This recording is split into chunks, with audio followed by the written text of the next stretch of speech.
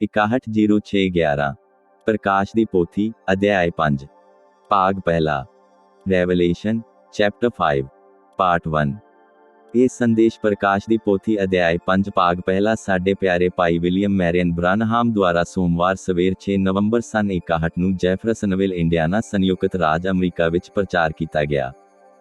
ਤੁਹਾਡਾ ਬਹੁਤ ਬਹੁਤ ਧੰਨਵਾਦ ਭਾਈ ਨੇਵਿਲ। ਪ੍ਰਭੂ ਤੁਹਾਨੂੰ ਬਰਕਤ ਦੇਵੇ ਮੇਰੇ ਭਾਈ।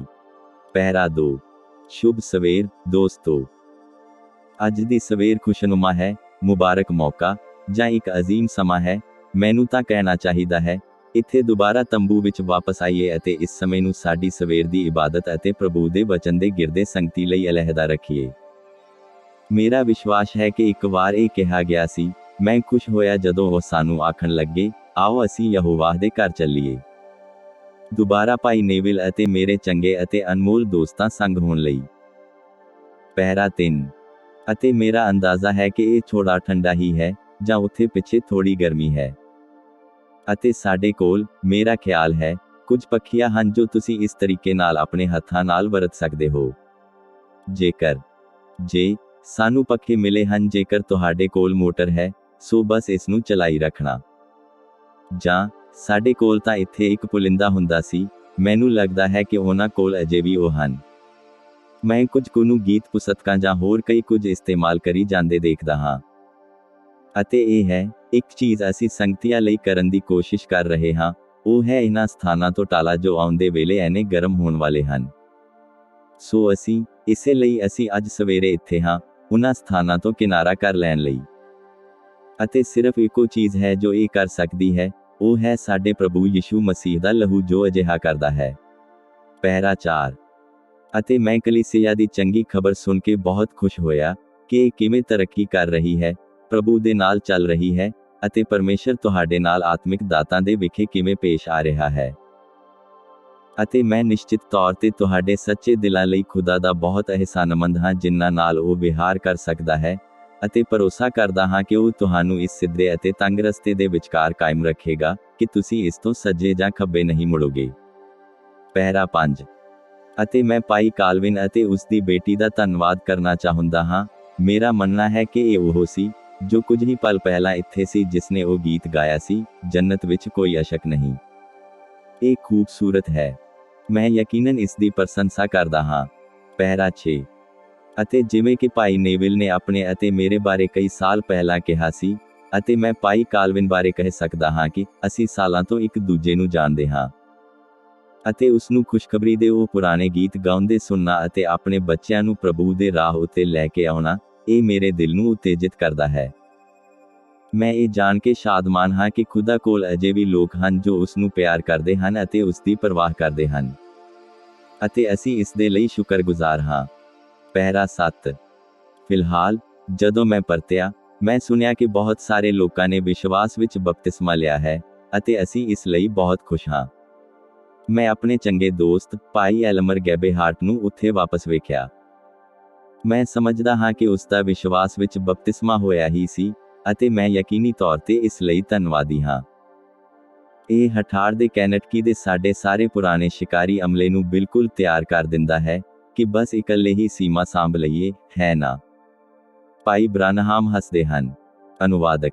ਪਹਿਰਾ 8 ਮੈਨੂੰ ਯਾਦ ਹੈ, ਅਤੇ ਮੈਂ ਜਾਣਦਾ ਹਾਂ ਕਿ ਰੋਡਨੀ ਮੈਨੂੰ ਪਿਛਲੇ ਕਮਰੇ ਵਿੱਚ ਸੁਣ ਰਿਹਾ ਹੈ, ਜੇ ਉਹ ਅਜੇ ਵੀ ਉੱਥੇ ਪਿੱਛੇ ਹੀ ਹੈ, ਅਤੇ ਚਾਰਲੀ ਮੇਰੇ ਸਾਹਮਣੇ ਬੈਠਾ ਹੈ।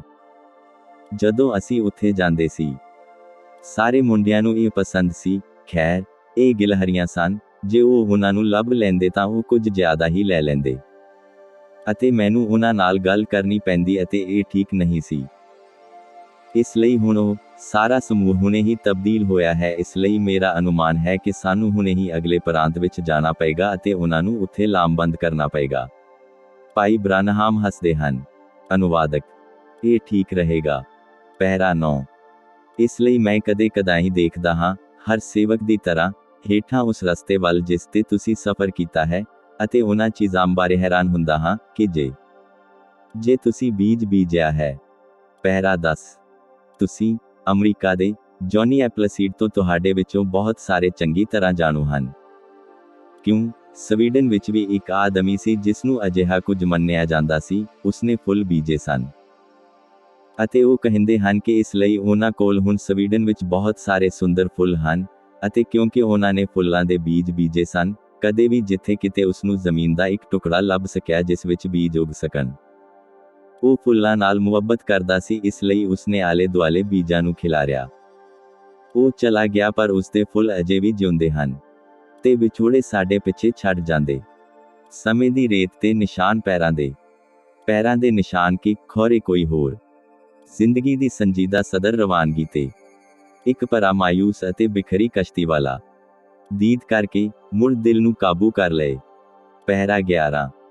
ਅਤੇ ਇਹ ਉਹ ਹੈ ਜਿਸ ਦਾ ਅਸੀਂ ਸਾਰੇ ਦੀਦਾਰ ਕਰਨਾ ਚਾਹੁੰਦੇ ਹਾਂ, ਕਿ ਕੁਝ ਅਜਿਹਾ ਜੋ ਅਸੀਂ ਕੀਤਾ ਹੋਵੇ ਜੋ ਸਾਡਾ ਕੀਤਾ ਹੋਇਆ ਦੂਜਿਆਂ ਨੂੰ ਫਾਇਦਾ ਦੇਵੇ। ਪਹਿਰਾ 12। ਕੁਝ ਦਿਨ ਪਹਿਲਾਂ ਮੈਂ ਇੱਥੇ ਸ਼ਹਿਰ ਵਿੱਚ ਆਪਣੇ ਵਫਾਦਾਰ ਛੋਟੇ ਦੋਸਤ, ਇੱਕ ਮੈਡੀਕਲ ਡਾਕਟਰ, ਸੈਮ ਅਡਾਇਰ ਨਾਲ ਬੈਠਾ ਸੀ। ਅਤੇ ਉਸਨੇ ਕਿਹਾ, ਤੁਸੀਂ ਕਿਵੇਂ ਹੋ, ਬਿਲ? ਪਹਿਰਾ 13।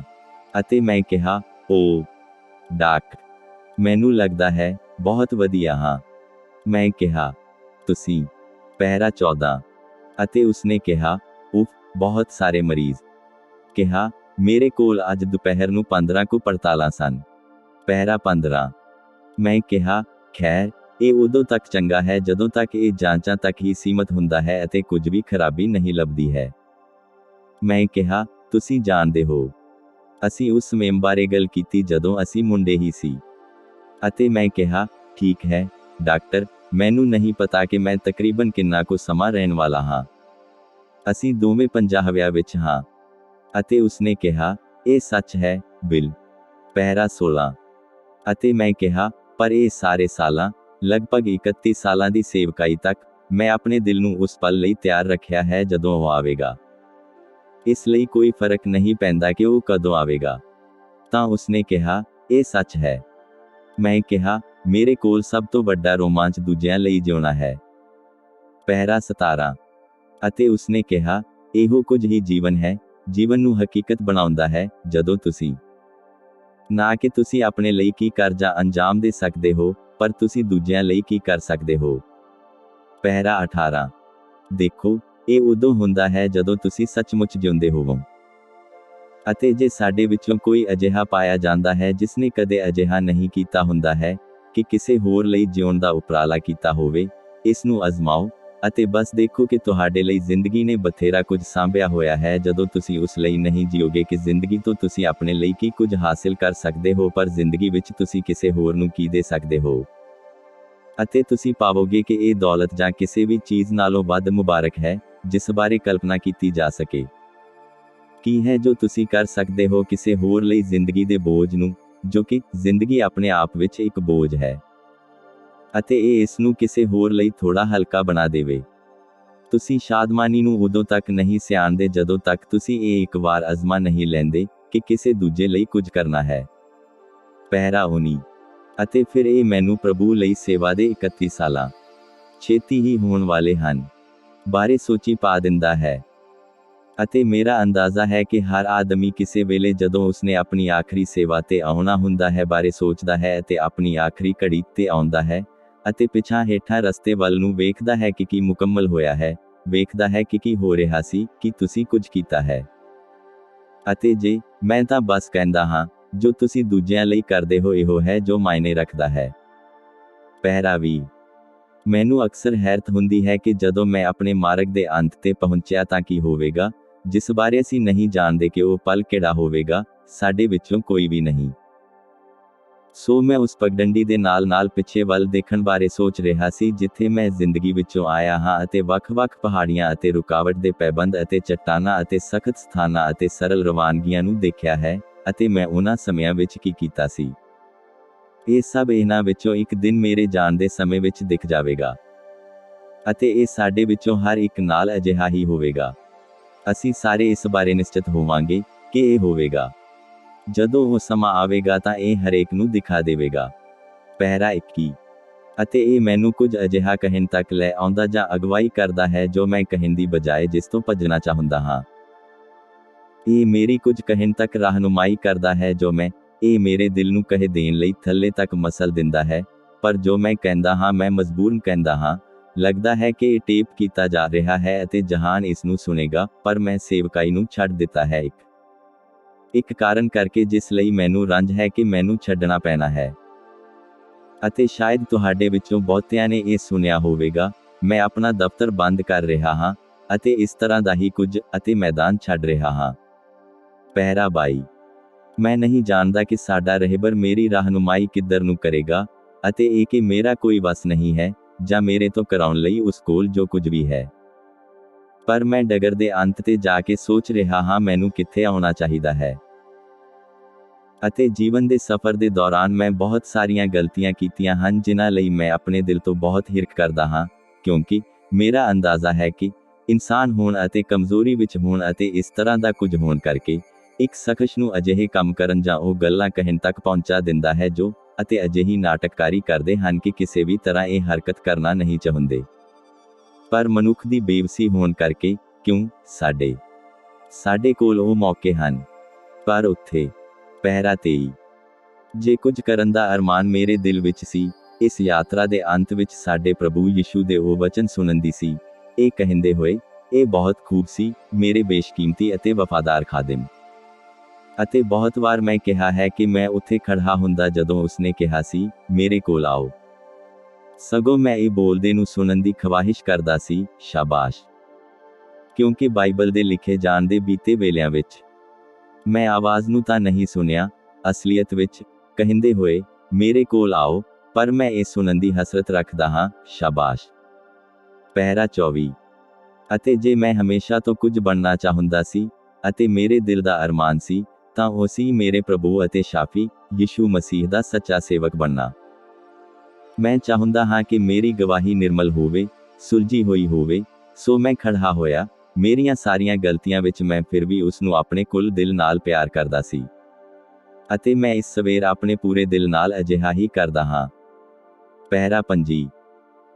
ਅਤੇ ਇਸ ਕਾਰਨ ਇਹ ਮੈਨੂੰ ਇਹ ਕਹਿਣ ਲਈ ਮਜਬੂਰ ਕਰਦਾ ਹੈ ਕਿ ਮੈਂ ਸੇਵਕਾਈ ਛੱਡ ਰਿਹਾ ਹਾਂ, ਇਸ ਲਈ ਕਿ ਲੋਕਾਂ ਵਿੱਚ ਕੁਝ ਅਜਿਹਾ ਉੱਭਰਿਆ ਹੈ ਜਿਸ ਨੇ ਮੈਨੂੰ ਅਜਿਹਾ ਕਰਨ ਤੇ ਮਜਬੂਰ ਕੀਤਾ, ਅਰਥਾਤ ਮੈਨੂੰ ਮੇਰੇ ਸੇਵਕ ਜਾਂ ਭਾਈ ਦੇ ਦਰਜਿਆਂ ਤੋਂ ਚੁੱਕਿਆ ਅਤੇ ਯਿਸੂ ਮਸੀਹ ਕਹਿਣ ਲੱਗੇ, ਅਤੇ ਇਸੇ ਤਰ੍ਹਾਂ ਦੇ ਕੁਝ ਨਾਮ, ਅਤੇ ਇਹ ਮੈਨੂੰ ਇੱਕ ਮਸੀਹ ਵਿਰੋਧੀ ਵਜੋਂ ਛਾਪ ਲਾ ਦੇਵੇਗਾ। ਅਤੇ ਇਸ ਤੋਂ ਪਹਿਲਾਂ ਕਿ ਮੈਂ ਉਸ ਤੋਂ ਦੂਰ ਕੀਤੇ ਜਾਣ ਲਈ ਉਸ ਨੂੰ ਇੱਕ ਮਸੀਹ ਵਿਰੋਧੀ ਵਜੋਂ ਮਿਲਣ ਜਾਵਾਂ, ਮੈਂ ਤਾਂ ਪਰਮੇਸ਼ਰ ਨੂੰ ਕਮਚੋਰ ਵਾਂਗ ਮਿਲਾਂਗਾ। ਪਹਿਰਾ 26। ਮੈਂ ਇਸ ਬਾਰੇ ਕੁਝ ਸਾਲ ਪਹਿਲਾਂ ਸੁਣਿਆ ਸੀ ਅਤੇ ਮੈਂ ਸੋਚਿਆ ਕਿ ਇਹ ਇੱਕ ਮਜ਼ਾਕ ਸੀ। ਅਤੇ ਮੈਂ ਕਈਆਂ ਭਾਈਆਂ ਨੂੰ ਮਿਲਿਆ, ਜਿਨ੍ਹਾਂ ਵਿੱਚੋਂ ਅੱਜ ਸਵੇਰੇ ਦੀ ਮੀਟਿੰਗ ਵਿੱਚ ਮੈਨੂੰ ਕੋਈ ਨਹੀਂ ਦਿਸਦਾ। ਉਹਨਾਂ ਵਿੱਚੋਂ ਬਸ 2 ਜਾਂ 3 ਇੱਕ ਵਾਰ ਮੱਛੀ ਫੜਨ ਦੇ ਸਫ਼ਰ ਵਿੱਚ, ਅਤੇ ਉਹ ਮੈਨੂੰ ਇਹ ਕਹਿਣ ਦੇ ਵਿਸ਼ੇ ਨਾਲ ਮਿਲੇ, ਭਾਈ ਬ੍ਰਾਨਹਾਮ, ਕੀ ਤੁਸੀਂ ਮਸੀਹ ਕੀਤੇ ਹੋਏ ਮਸੀਹ ਨਹੀਂ ਹੋ। ਪਹਿਰਾ 27। ਅਤੇ ਮੈਂ ਦੋਹਾਂ ਭਰਾਵਾਂ ਜਾਂ ਉਹਨਾਂ ਸਾਰਿਆਂ ਦੇ ਗਲ ਵਿੱਚ ਬਾਹਾਂ ਪਾ ਦਿੱਤੀਆਂ ਅਤੇ ਮੈਂ ਕਿਹਾ, ਭਰਾਵੋ, ਮਸੀਹ ਦਾ ਸੱਚਾ ਸੇਵਕ ਬਣਨ ਦੀ ਮੈਂ ਕਿੰਨੀ ਹੀ ਕੋਸ਼ਿਸ਼ ਕੀਤੀ ਹੈ, ਮੈਂ ਨਹੀਂ ਚਾਹੁੰਦਾ ਕਿ ਤੁਸੀਂ ਅਜਿਹੀ ਗੱਲ ਕਰੋ। ਅਤੇ ਜੇਕਰ ਕਦੇ ਇਹ ਮੇਰੇ ਬਾਰੇ ਕਿਹਾ ਜਾਵੇ, ਤਾਂ ਮੈਂ ਇੱਕ ਸਪਸ਼ਟ ਜ਼ਮੀਰ ਨਾਲ ਮੈਦਾਨ ਛੱਡ ਦਿਆਂਗਾ, ਅਤੇ ਤੁਸੀਂ ਜੋ ਅਜਿਹਾ ਕਰਦੇ ਹੋ, ਜ਼ਿੰਮੇਵਾਰ ਹੋਵੋਗੇ ਹਰ ਉਸ ਪ੍ਰਾਣ ਲਈ ਜੋ ਮੈਂ ਉਸ ਸਮੇਂ ਦੌਰਾਨ ਬਚਾਉਣੇ ਸੀ। ਸਮਝੇ, ਮੈਨੂੰ ਮੈਦਾਨ ਤੋਂ ਬਾਹਰ ਕੱਢਣ ਲਈ। ਅਤੇ ਮੈਂ ਸੋਚਿਆ ਕਿ ਇੰਨੇ ਨਾਲ ਇਹ ਖਤਮ ਹੋ ਗਿਆ ਹੈ। ਪਹਿਰਾ 28। ਅਤੇ ਮੈਂ ਇਸ ਨੂੰ ਹੋਰ ਕਈ ਵਾਰੀ ਸੁਣਿਆ, ਪਰ ਇਹ ਇਹੋ ਹੀ ਨਹੀਂ ਸੀ। ਅਤੇ ਹੋਰ ਕਿਸੇ ਦਿਨ ਕੈਨੇਡਾ ਵਿੱਚ ਇੱਕ ਭਰਾ ਨੇ ਮੈਨੂੰ ਇੱਕ ਚੀਜ਼ ਦੀ ਇੱਕ ਛੋਟੀ ਜਿਹੀ ਪਰਚੀ ਦਿਖਾਈ ਜੋ ਉਸਨੇ ਆਪਣੀ ਜੇਬ ਵਿੱਚ ਸਵਾਰ ਕੇ ਪਾਈ ਸੀ, ਕਹਿੰਦਾ, ਵਿਲੀਅਮ ਬ੍ਰਾਨਹਾਮ ਸਾਡਾ ਪ੍ਰਭੂ ਹੈ, ਵਿਲੀਅਮ ਬ੍ਰਾਨਹਾਮ ਦੇ ਨਾਮ ਵਿੱਚ ਬਪਤਿਸਮਾ ਲੈ ਰਿਹਾ ਹਾਂ। ਅਤੇ ਇੱਕ ਛੋਟਾ, ਇੱਕ ਕੀਮਤੀ, ਜੇ ਇਹ ਇੱਕ ਵੈਰੀ ਹੁੰਦਾ, ਜੇ ਇਹ ਮੇਰਾ ਦੁਸ਼ਮਣ ਹੁੰਦਾ ਤਾਂ ਮੈਨੂੰ ਪਤਾ ਹੁੰਦਾ ਕਿ ਇਹ ਇੱਕ ਮਜ਼ਾਕ ਕੀਤਾ ਗਿਆ। ਪਰ ਇੱਕ ਕੀਮਤੀ, ਅਜ਼ੀਜ਼ ਭਾਈ ਆਪਣੇ ਪਾਪਾਂ ਅਤੇ ਆਪਣੀਆਂ ਗਲਤੀਆਂ ਦਾ ਇਕਰਾਰ ਕਰਨ ਆਇਆ ਅਤੇ ਕਹਿੰਦਾ ਮੇਰੇ ਤੇ ਯਿਸੂ ਮਸੀਹ ਹੋਣ ਵਜੋਂ ਵਿਸ਼ਵਾਸ ਕਰਨ ਲਈ ਆਇਆ ਹੈ। ਪਹਿਰਾ 29। ਅਤੇ ਮੈਨੂੰ ਘਰ ਵਿੱਚ ਖੱਤ ਮਿਲਦੇ ਹਨ, ਅਤੇ ਸ਼ਿਕਾਗੋ ਅਤੇ ਵੱਖ-ਵੱਖ ਥਾਵਾਂ ਤੋਂ ਕਾਲਾਂ ਆਈਆਂ ਹਨ, ਜੋ ਮੈਨੂੰ ਪੁੱਛਿਆ ਜਾਂਦਾ ਹੈ ਕਿ ਕੀ ਮੈਂ ਇਸ ਸਿਧਾਂਤ ਤੇ ਇਤਬਾਰ ਕਰਦਾ ਹਾਂ। ਪਹਿਰਾ 30। ਅਤੇ ਮੈਨੂੰ ਹਰ ਪ੍ਰਕਾਰ ਦੀਆਂ ਚਿੱਠੀਆਂ ਜੋ ਪਿਛਲੇ ਕੁਝ ਦਿਨਾਂ ਵਿੱਚ ਆਈਆਂ ਹਨ, ਅਤੇ ਵੱਖ-ਵੱਖ ਥਾਵਾਂ ਤੋਂ ਕਾਲਾਂ ਆਈਆਂ ਹਨ, ਸੋ ਵੀ ਇਹ ਕਹਿ ਕੇ ਕਿ ਮੈਂ ਮਸੀਹ ਸੀ। ਭਰਾਵੋ, ਇਹ ਇਬਲੀਸ ਦਾ ਇੱਕ ਭਿਆਨਕ, ਸ਼ਰਮਨਾਕ, ਨਾਪਾਕ ਝੂਠ ਹੈ। ਸਮਝੇ। ਵੇਖੋ, ਮੈਂ ਤੁਹਾਡਾ ਭਰਾ ਹਾਂ। ਹੁਣ ਇਹ ਮੈਦਾਨ ਵਿੱਚੋਂ ਕਿਸੇ ਵੀ ਵਿਅਕਤੀ ਨੂੰ ਭਜਾ ਦੇਵੇਗਾ। ਇਹ ਕਿਸੇ ਵੀ ਵਿਅਕਤੀ ਨੂੰ ਜੋ ਮਸੀਹ ਨੂੰ ਪਿਆਰ ਕਰਦਾ ਹੈ ਇਸ ਚੀਜ਼ ਤੋਂ ਝਟ ਦੌੜਾ ਦੇਵੇਗਾ। ਪਹਿਰਾ 31। ਜ਼ਿਆਦਾ ਸਮਾਂ ਨਹੀਂ ਹੋਇਆ ਮੈਂ ਇੱਥੇ ਪ੍ਰਭੂ ਕੋਲ ਗਿਆ ਸੀ, ਜਦੋਂ ਮੈਂ ਇਹ ਪਹਿਲੀ ਵਾਰ ਸੁਣਿਆ ਸੀ, ਲਗਭਗ 1 ਸਾਲ ਪਹਿਲਾਂ।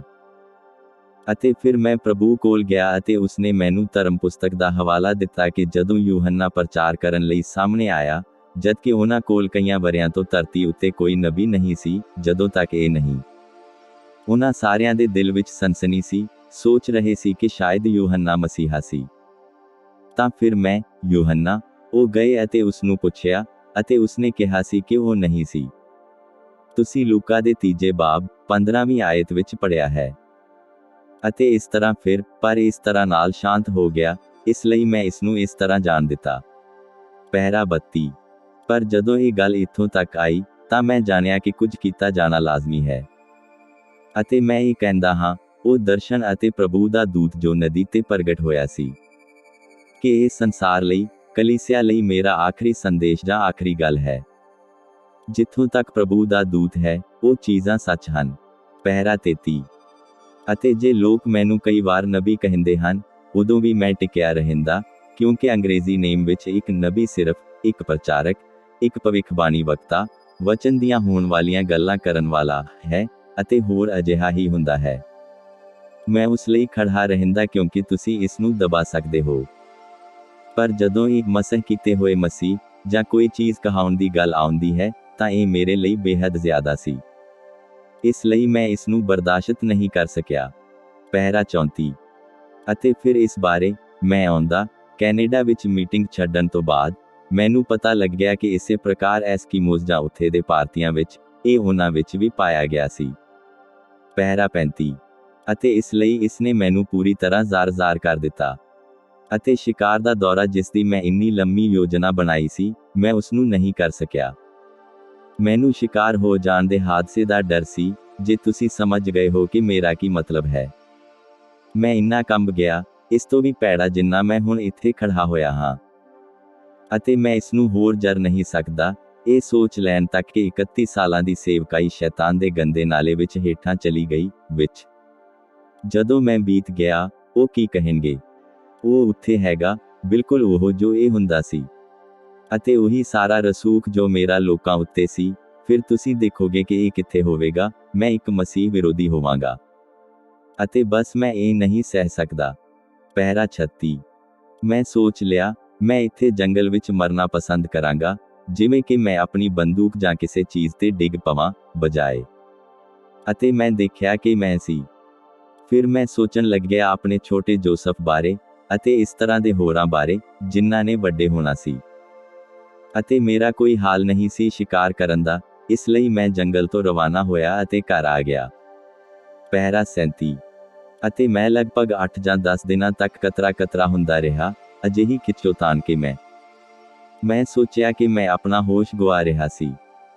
ਅਤੇ ਮੈਂ ਬਸ ਸਾਰਿਆਂ ਨੂੰ ਮੇਰੇ ਤੋਂ ਦੂਰ ਰਹਿਣ ਅਤੇ ਮੈਨੂੰ ਇਕੱਲੇ ਛੱਡ ਦੇਣ ਲਈ ਕਿਹਾ ਕਿਉਂਕਿ ਮੈਂ ਅਜਿਹੀ ਛੱਛੋਪੰਜ ਵਿੱਚ ਅਤੇ ਘਬਰਾਇਆ ਹੋਇਆ ਅਤੇ ਪਰੇਸ਼ਾਨ ਹਾਂ ਅਤੇ ਸਭ ਲੀਰਾਂ ਹੋਇਆ ਪਿਆ ਸੀ। ਪਹਿਰਾ 38। ਅਤੇ ਮੈਂ ਹੈਰਤ ਵਿੱਚ ਸੀ। ਜੇ ਇਹ ਮੇਰਾ ਕੋਈ ਦੁਸ਼ਮਣ ਹੁੰਦਾ, ਤਾਂ ਸਭ ਠੀਕ ਹੁੰਦਾ, ਸਗੋਂ ਮੈਂ ਇਸ ਤੇ ਹੱਸਦਾ ਅਤੇ ਅੱਗੇ ਵੱਧ ਜਾਂਦਾ। ਪਰ ਜਦੋਂ ਇਹ ਕੀਮਤੀ ਭਾਈਆਂ, ਕੀਮਤੀ ਭੈਣਾਂ ਦੇ ਹੋਣ ਦੀ ਗੱਲ ਆਉਂਦੀ ਹੈ, ਤਦ ਇਹ ਅਜਿਹਾ ਹੈ ਜੋ ਮੈਨੂੰ ਰੰਜ ਕਰਦਾ ਹੈ। ਅਤੇ ਮੈਂ ਕਿਹਾ, ਪ੍ਰਭੂ, ਮਹਾਨ ਚੀਜ਼ ਮੇਰੇ ਲਈ ਬਹੁਤ ਵੱਡੀ ਹੈ, ਮੈਨੂੰ ਬਸ ਨਿਕਲਣਾ ਪਏਗਾ ਅਤੇ ਇਸ ਨੂੰ ਤੇਰੇ ਹੱਥਾਂ ਵਿੱਚ ਛੱਡਣਾ ਪਏਗਾ। ਮੈਂ ਹੋਰ ਕੁਝ ਵੀ ਨਹੀਂ ਜਾਣਦਾ ਕਿ ਕੀ ਕਰਨਾ ਹੈ। ਪਹਿਰਾ 39। ਕੁਝ ਰਾਤਾਂ ਪਹਿਲਾਂ, ਇਹ ਯਕੀਨੀ ਬਣਾਉਣ ਲਈ, ਮੈਨੂੰ ਪ੍ਰਭੂ ਵੱਲੋਂ ਇੱਕ ਆਮਦ ਹੋਈ ਸੀ। ਅਤੇ ਮੈਂ ਇੱਕ ਕੀਮਤੀ ਵਿਅਕਤੀ ਵੇਖਿਆ, ਇੱਕ ਮਾਸੂਮੀਅਤ ਭਰਿਆ, ਇੱਕ ਸੱਪ ਜੋ ਪੀਲਾ ਅਤੇ ਕਾਲਾ ਸੀ, ਅਤੇ ਮੈਨੂੰ ਠੀਕ ਨਾਲੋਂ ਨਾਲ ਦੱਸਿਆ ਜਾ ਰਿਹਾ ਸੀ, ਅਤੇ ਚੀਜ਼ ਨੇ ਮੈਨੂੰ ਲੱਤ ਤੇ ਮਾਰਿਆ। ਪਰ ਲਹੂ ਇੰਨਾ ਸਮਰਥੀ ਸੀ ਕਿ ਇਸ ਦਾ ਮੇਰੇ ਤੇ ਅਸਰ ਨਹੀਂ ਹੋਇਆ। ਅਤੇ ਮੈਂ ਹੇਠਾਂ ਦੇਖਿਆ, ਅਤੇ ਉੱਥੇ ਜਿੱਥੇ ਥੋੜਾ ਪਹਿਲਾਂ ਮੈਂ ਸੀ। ਅਤੇ ਮੈਂ ਇੱਕ ਬੰਦੂਕ ਨਾਲ ਤੇਜ਼ੀ ਨਾਲ ਮੁੜਿਆ ਅਤੇ ਉਸ ਚੀਜ਼ ਨੂੰ ਗੋਲੀ ਮਾਰ ਦਿੱਤੀ, ਅਤੇ ਇਹ ਚੀਜ਼ ਦੇ ਬਿਲਕੁਲ ਵਿਚਕਾਰ ਲੱਗੀ। ਪਹਿਰਾ 40। ਅਤੇ ਇੱਕ ਭਾਈ ਨੇ ਕਿਹਾ, ਮੈਂ ਆਪਣੀ ਬੰਦੂਕ ਨਾਲ ਇਸ ਦੇ ਸਿਰ ਤੇ ਗੋਲੀ ਮਾਰਨ ਲਈ ਮੁੜਿਆ ਅਤੇ ਉਸਨੇ ਕਿਹਾ, ਅਜਿਹਾ ਨਾ ਕਰ, ਬਸ ਆਪਣੇ ਕੋਲ ਪਈ ਸੋਟੀ ਨੂੰ ਚੁੱਕ। ਅਤੇ ਜਦੋਂ ਮੈਂ ਸੋਟੀ ਨੂੰ ਚੁੱਕਣ ਲਈ ਆਪਣੀ ਪਿੱਠ ਮੋੜੀ ਤਾਂ ਥੋੜੇ ਜਿਹੇ ਪਾਣੀ ਵਿੱਚ ਇਹ ਲਹਿਰਾ ਗਈ। ਪਾਣੀ ਦਾ ਇੱਕ ਛੋਟਾ ਜਿਹਾ ਛੱਪੜ ਹੀ ਸੀ। ਪਹਿਰਾ 41। ਮੈਂ ਕਿਹਾ, ਖੈਰ, ਇਹ ਹੁਣ ਬਹੁਤ ਜ਼ਿਆਦਾ ਦੇਰ ਤਕਲੀਫ ਨਹੀਂ ਦੇ ਸਕਦਾ ਕਿਉਂਕਿ ਮੇਰਾ ਵਿਸ਼ਵਾਸ ਹੈ ਕਿ ਭਰਾ ਭਾਈਆਂ ਨੂੰ ਅਹਿਸਾਸ ਹੋ ਗਿਆ ਹੈ ਕਿ ਕੀ ਹੋ ਜਾਵੇਗਾ। ਮੈਂ ਕਿਹਾ, ਇਸ ਨੂੰ ਮੌਤ ਦਾ ਕਾਊ ਲੱਗਿਆ ਹੈ, ਇਸ ਲਈ ਇਹ ਮਰ ਜਾਵੇਗਾ। ਪਹਿਰਾ 42।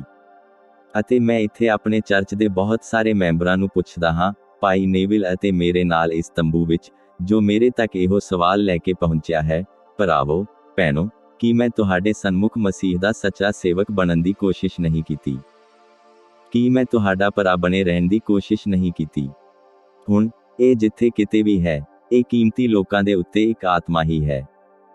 ਬਹੁਤ ਸਾਰੇ ਲੋਕਾਂ ਨੇ ਮੈਨੂੰ ਇਹ ਪੁੱਛਿਆ ਹੈ, ਪਰ ਇਹ ਇੱਕ ਆਤਮਾ ਹੈ, ਪਰ ਮੈਂ ਉਮੀਦ ਕਰਦਾ ਹਾਂ ਕਿ ਅੱਜ ਇਸ ਨੂੰ ਇੱਕ ਮੌਤ ਦਾ ਕਾਊ ਲੱਗਿਆ ਹੈ ਅਤੇ ਛੇਤੀ ਹੀ ਮਰ ਜਾਵੇਗਾ ਤਾਂ ਜੋ ਮੈਂ ਸੇਵਕਾਈ ਵਿੱਚ ਵਾਪਸ ਆ ਸਕਾਂ। ਉਦੋਂ ਤੱਕ, ਮੈਂ ਤੁਹਾਨੂੰ ਹਰੇਕ ਨੂੰ ਗੁਜ਼ਾਰਿਸ਼ ਕਰਾਂਗਾ, ਮੇਰੇ ਲਈ ਪ੍ਰਾਰਥਨਾ ਕਰਨਾ।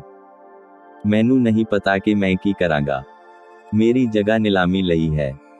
ਮੈਂ ਬਸ ਇਸ ਨੂੰ ਬਰਦਾਸ਼ਤ ਨਹੀਂ ਕਰ ਸਕਿਆ। ਮੈਂ ਪਾਸੇ ਹੀ ਰਹਾ, ਮੈਂ ਪੂਰਾ ਪਾਗਲ ਹੋ ਜਾਵਾਂਗਾ। ਅਤੇ ਮੈਂ ਤੁਹਾਨੂੰ ਮੇਰੇ ਲਈ ਪ੍ਰਾਰਥਨਾ ਕਰਨ ਦੀ ਬੇਨਤੀ ਕਰਦਾ ਹਾਂ। ਪਹਿਰਾ 43। ਅਤੇ ਯਾਦ ਰੱਖੋ, ਜੇ ਤੁਸੀਂ ਕਦੇ ਮੇਰੇ ਤੇ ਵਿਸ਼ਵਾਸ ਕੀਤਾ ਹੈ, ਜੇ ਤੁਸੀਂ ਕਦੇ ਮੈਨੂੰ ਮਸੀਹ ਦਾ ਸੇਵਕ ਮੰਨਿਆ ਹੈ, ਤਾਂ ਯਾਦ ਰੱਖੋ, ਜੋ ਹੈ ਗਲਤ ਹੈ। ਇਹ ਦਗਾਬਾਜ਼ੀ ਹੈ। ਇਹ ਯਹੋਵਾ ਇੰਜ ਫਰਮਾਉਂਦਾ ਹੈ। ਜੋ ਵੀ ਹੈ ਗਲਤ ਹੈ। ਇਸ ਨਾਲ ਕੋਈ ਲੈਣਾ ਦੇਣਾ ਨਹੀਂ ਹੈ। ਮੈਂ ਤੁਹਾਡਾ ਭਰਾ ਹਾਂ। ਆਓ ਆਪਣਾ ਸਿਰ ਝੁਕਾਈਏ। ਪਹਿਰਾ 44। हे ਸਵਰਗੀ ਪਿਤਾ, ਮੇਰਾ ਸਰੀਰ ਕੰਬ ਰਿਹਾ ਹੈ, ਮੇਰੇ ਹੱਥ ਆਪਸ ਵਿੱਚ ਮਿਚਦੇ ਜਾ ਰਹੇ ਹਨ, ਮੇਰੇ ਪੈਰਾਂ ਦੇ ਅੰਗੂਠੇ ਮੇਰੀਆਂ ਜੁੱਤੀਆਂ ਵਿੱਚ ਖਿੱਚ ਗਏ ਹਨ। हे ਪ੍ਰਭੂ ਮਿਹਰਬਾਨ ਹੋ। ਮੈਂ ਕਦੇ ਕੀ ਕੀਤਾ ਹੈ, ਪ੍ਰਭੂ, ਇਸ ਦਾ ਪਾਤਰ ਹੋਣ ਲਈ? ਮੈਂ ਪ੍ਰਾਰਥਨਾ ਕਰਦਾ ਹਾਂ ਕਿ ਤੂੰ ਮੇਰੇ ਲਈ, ਪ੍ਰਭੂ, ਅਤੇ ਸਾਰਿਆਂ ਲਈ ਬਹੁਤ ਰਹਿਮਾਨ ਹੋਵੇਂ। ਅਤੇ ਉੱਤੇ ਅਤੇ ਉਹ ਬੇਸ਼ਕੀਮਤੀ ਪਿਆਰੇ ਲੋਕ, ਉਹ ਆਪਣੀ ਗੁੰਮਰਾਹੀ ਨੂੰ ਅਤੇ ਜੋ ਉਹਨਾਂ ਨੇ ਕੀਤਾ ਹੈ ਵੇਖਣ, ਪ੍ਰਭੂ, ਆਪਣੇ ਭਰਾ ਦਾ ਦਿਲ ਚੂਰ ਕਰਨ ਲਈ ਅਤੇ ਨਾ ਸਿਰਫ ਭਰਾ ਦਾ, ਬਲਕਿ ਸਾਡੇ ਸ਼ਾਫੀ, ਸਾਡੇ ਸਵਰਗੀ ਪਿਤਾ ਦਾ। ਮੈਂ ਪ੍ਰਾਰਥਨਾ ਕਰਦਾ ਹਾਂ ਕਿ ਤੂੰ ਸਾਡੀਆਂ ਖਤਾਵਾਂ ਨੂੰ ਮਾਫ ਕਰ ਪ੍ਰਭੂ। ਮਸੀਹ ਦੇ ਪਵਿੱਤਰ ਲਹੂ ਨੂੰ ਹੁਣ ਸਾਡੇ ਜੀਵਾਂ ਨੂੰ ਮਿਲ ਕੇ ਖਿੱਚਣ ਦੇ, ਪ੍ਰਭੂ, ਅਤੇ ਮੁਬਾਰਕ ਹੋਵੇ ਬੰਧਨ ਜੋ ਸਾਡੇ ਦਿਲਾਂ ਨੂੰ ਮਸੀਹੀ ਪਿਆਰ ਅਤੇ ਸੰਗਤੀ ਵਿੱਚ ਬੰਨ੍ਹਦਾ ਹੈ। ਪਹਿਰਾ 45। ਖੁਦਾ ਕਰੇ, ਉਹ ਦੁਸ਼ਮਣ ਜੋ ਸਾਡੇ ਭਰਾਵਾਂ ਅਤੇ ਭੈਣਾਂ ਦੇ ਤੱਕ ਆ ਪੁੱਜਿਆ, ਇਸ ਨੂੰ ਇੱਕ ਘਾਤਕ ਕਾਊ ਲੱਗੇ ਜੋ ਹੋਰ ਜਿਉਂਦਾ ਨਾ ਰਹਿ ਸਕੇ। ਬਸ ਮਰ ਮੁੱਕ ਜਾਵੇ। ਪ੍ਰਭੂ, ਜਦੋਂ ਤੂੰ ਅਜਿਹਾ ਕਰੇਂਗਾ, ਪਿਤਾ, ਮੈਂ ਦੁਬਾਰਾ ਮੈਦਾਨ ਵਿੱਚ ਵਾਪਸ ਆ ਜਾਵਾਂਗਾ। ਪਰ ਤਦ ਤੱਕ, हे ਪ੍ਰਭੂ, ਮੈਂ ਤੁਹਾਡਾ ਟੁੱਟੇ ਦਿਲ ਵਾਲਾ ਸੇਵਕ ਹਾਂ, ਬਸ ਇੰਤਜ਼ਾਰ ਕਰਦਾ ਹੋਇਆ। ਜੋ ਵੀ ਮੈਂ ਕਰ ਸਕਦਾ ਹਾਂ ਉਸ ਤੋਂ ਇਹ ਪਰੇ ਦਾ ਹੈ। ਹੰਝੂਆਂ ਅਤੇ ਰੋਣ ਨਾਲ ਅਤੇ ਮਨ ਸਮਝਾਉਣ ਦੇ ਨਾਲ ਮੈਂ ਬਹੁਤ ਕੋਸ਼ਿਸ਼ ਕੀਤੀ, ਪ੍ਰਭੂ। ਤੂੰ ਮੇਰੇ ਦਿਲ ਨੂੰ ਜਾਣਦਾ ਹੈ। ਇਸ ਦੇ ਇੰਨੀ ਦੂਰ ਨਿਕਲਣ ਤੋਂ ਪਹਿਲਾਂ ਇਸ ਨੂੰ ਰੋਕਣ ਦੀ ਕੋਸ਼ਿਸ਼ ਕੀਤੀ, ਪਰ ਇਹ ਉਸ ਤੋਂ ਵੀ ਪਰੇ ਦਾ ਹੋ ਗਿਆ ਜੋ ਮੈਂ ਕਰ ਸਕਦਾ ਸੀ। ਇਸ ਲਈ, ਅੱਬਾ, ਮੈਂ ਇਸ ਨੂੰ ਇਸ ਪੁਲਪਿਟ ਤੋਂ ਤੇਰੇ ਹੱਥਾਂ ਵਿੱਚ ਸੌਂਪਦਾ ਹਾਂ ਜਿੱਥੋਂ ਮੈਂ ਇਹਨਾਂ ਸਾਰੇ ਸਾਲਾਂ ਦੌਰਾਨ ਪ੍ਰਚਾਰ ਕੀਤਾ ਹੈ। ਮੈਂ ਇਸ ਨੂੰ ਤੇਰੇ ਹੱਥ ਵਿੱਚ ਸੌਂਪਦਾ ਹਾਂ। ਪਹਿਰਾ 46। ਹੁਣ, ਤੂੰ ਇਸ ਨੂੰ ਵੇਖਦਾ ਹੈ, ਪਿਤਾ, ਆਪਣੇ ਖੁਦ ਦੇ ਇਲਾਹੀ ਤਰੀਕੇ ਨਾਲ। ਅਤੇ ਜਦੋਂ ਇਹ ਸਭ ਮੁੱਕ ਜਾਵੇਗਾ ਅਤੇ ਸਭ ਕੁਝ ਖਤਮ ਹੋ ਜਾਵੇਗਾ, ਤਦ ਤੇਰਾ ਸੇਵਕ ਵਾਪਸ ਆ ਜਾਵੇਗਾ। ਉਦੋਂ ਤੱਕ ਮੈਂ ਤੇਰੇ ਤੋਂ ਸੁਣਨ ਦੀ ਉਡੀਕ ਕਰਾਂਗਾ, ਪ੍ਰਭੂ। ਪਹਿਰਾ 47। ਹੁਣ ਸਾਨੂੰ ਅਸੀਸ ਦੇ ਅਤੇ ਅੱਜ ਸਾਨੂੰ ਇੱਕ ਮਹਾਨ ਬੰਦਗੀ ਅਦਾ ਕਰ। ਜਿਵੇਂ ਕਿ ਅਸੀਂ ਇੱਥੇ ਇਸ ਦੇ ਵਾਸਤੇ ਇਕੱਠੇ ਨਹੀਂ ਹੋਏ, ਪਰ ਸਿਰਫ ਇਸ ਨੂੰ ਸੁਲਝਾਉਣ ਲਈ, ਜਨਤਕ ਤੌਰ ਤੇ, ਦੁਨੀਆ ਦੇ ਸਾਹਮਣੇ।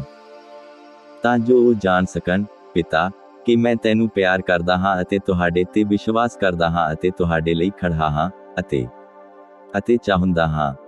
ਜੇਕਰ ਮੈਨੂੰ ਜਾਣਾ ਵੀ ਪਿਆ, ਤਾਂ ਮੈਨੂੰ ਜਾਣ ਦੇ, ਪ੍ਰਭੂ, ਇੱਕ ਸਾਫ਼ ਦਿਲ ਅਤੇ ਇੱਕ ਸੱਚੇ ਕੀਰਤੀਮਾਨ ਨਾਲ ਕਿ ਮੈਂ ਤੇਰੇ ਤੇ ਵਿਸ਼ਵਾਸ ਕੀਤਾ ਹੈ ਅਤੇ ਤੇਰੇ ਤੇ ਹੀ ਭਰੋਸਾ ਕੀਤਾ ਹੈ। ਇਸ ਨੂੰ ਅਦਾ ਕਰ ਦੇ। ਅਤੇ ਮੈਂ ਤੇਰੀ ਉਸਤਤ ਕਰਾਂਗਾ ਅਤੇ ਅਸੀਂ ਯਿਸੂ ਮਸੀਹ ਦੁਆਰਾ ਆਉਣ ਵਾਲੇ ਸਾਰੇ ਯੁੱਗਾਂ ਵਿੱਚ ਤੈਨੂੰ ਮਹਿਮਾ ਦੇਵਾਂਗੇ। ਆਮੀਨ। ਪਹਿਰਾ 48। ਹੁਣ ਲਿਖਤਾਂ ਦੇ ਅੰਦਰ ਆਓ ਅਸੀਂ ਬਾਈਬਲ ਵੱਲ ਮੁੜੀਏ ਕਿ ਮੈਂ ਸੋਚਿਆ ਕਿ ਅੱਜ ਸਵੇਰੇ ਇਹ ਇੱਕ ਭਲੀ ਗੱਲ ਹੋਵੇਗੀ ਜੇਕਰ ਭਾਈ ਨੇਵਿਲ ਨੂੰ ਕੋਈ ਇਤਰਾਜ਼ ਨਾ ਹੋਵੇ, ਸਿਰਫ ਕੁਝ ਮਿੰਟਾਂ ਲਈ ਹੋਰ ਜਾਰੀ ਰੱਖਣ ਵਾਸਤੇ। ਪਹਿਰਾ 49।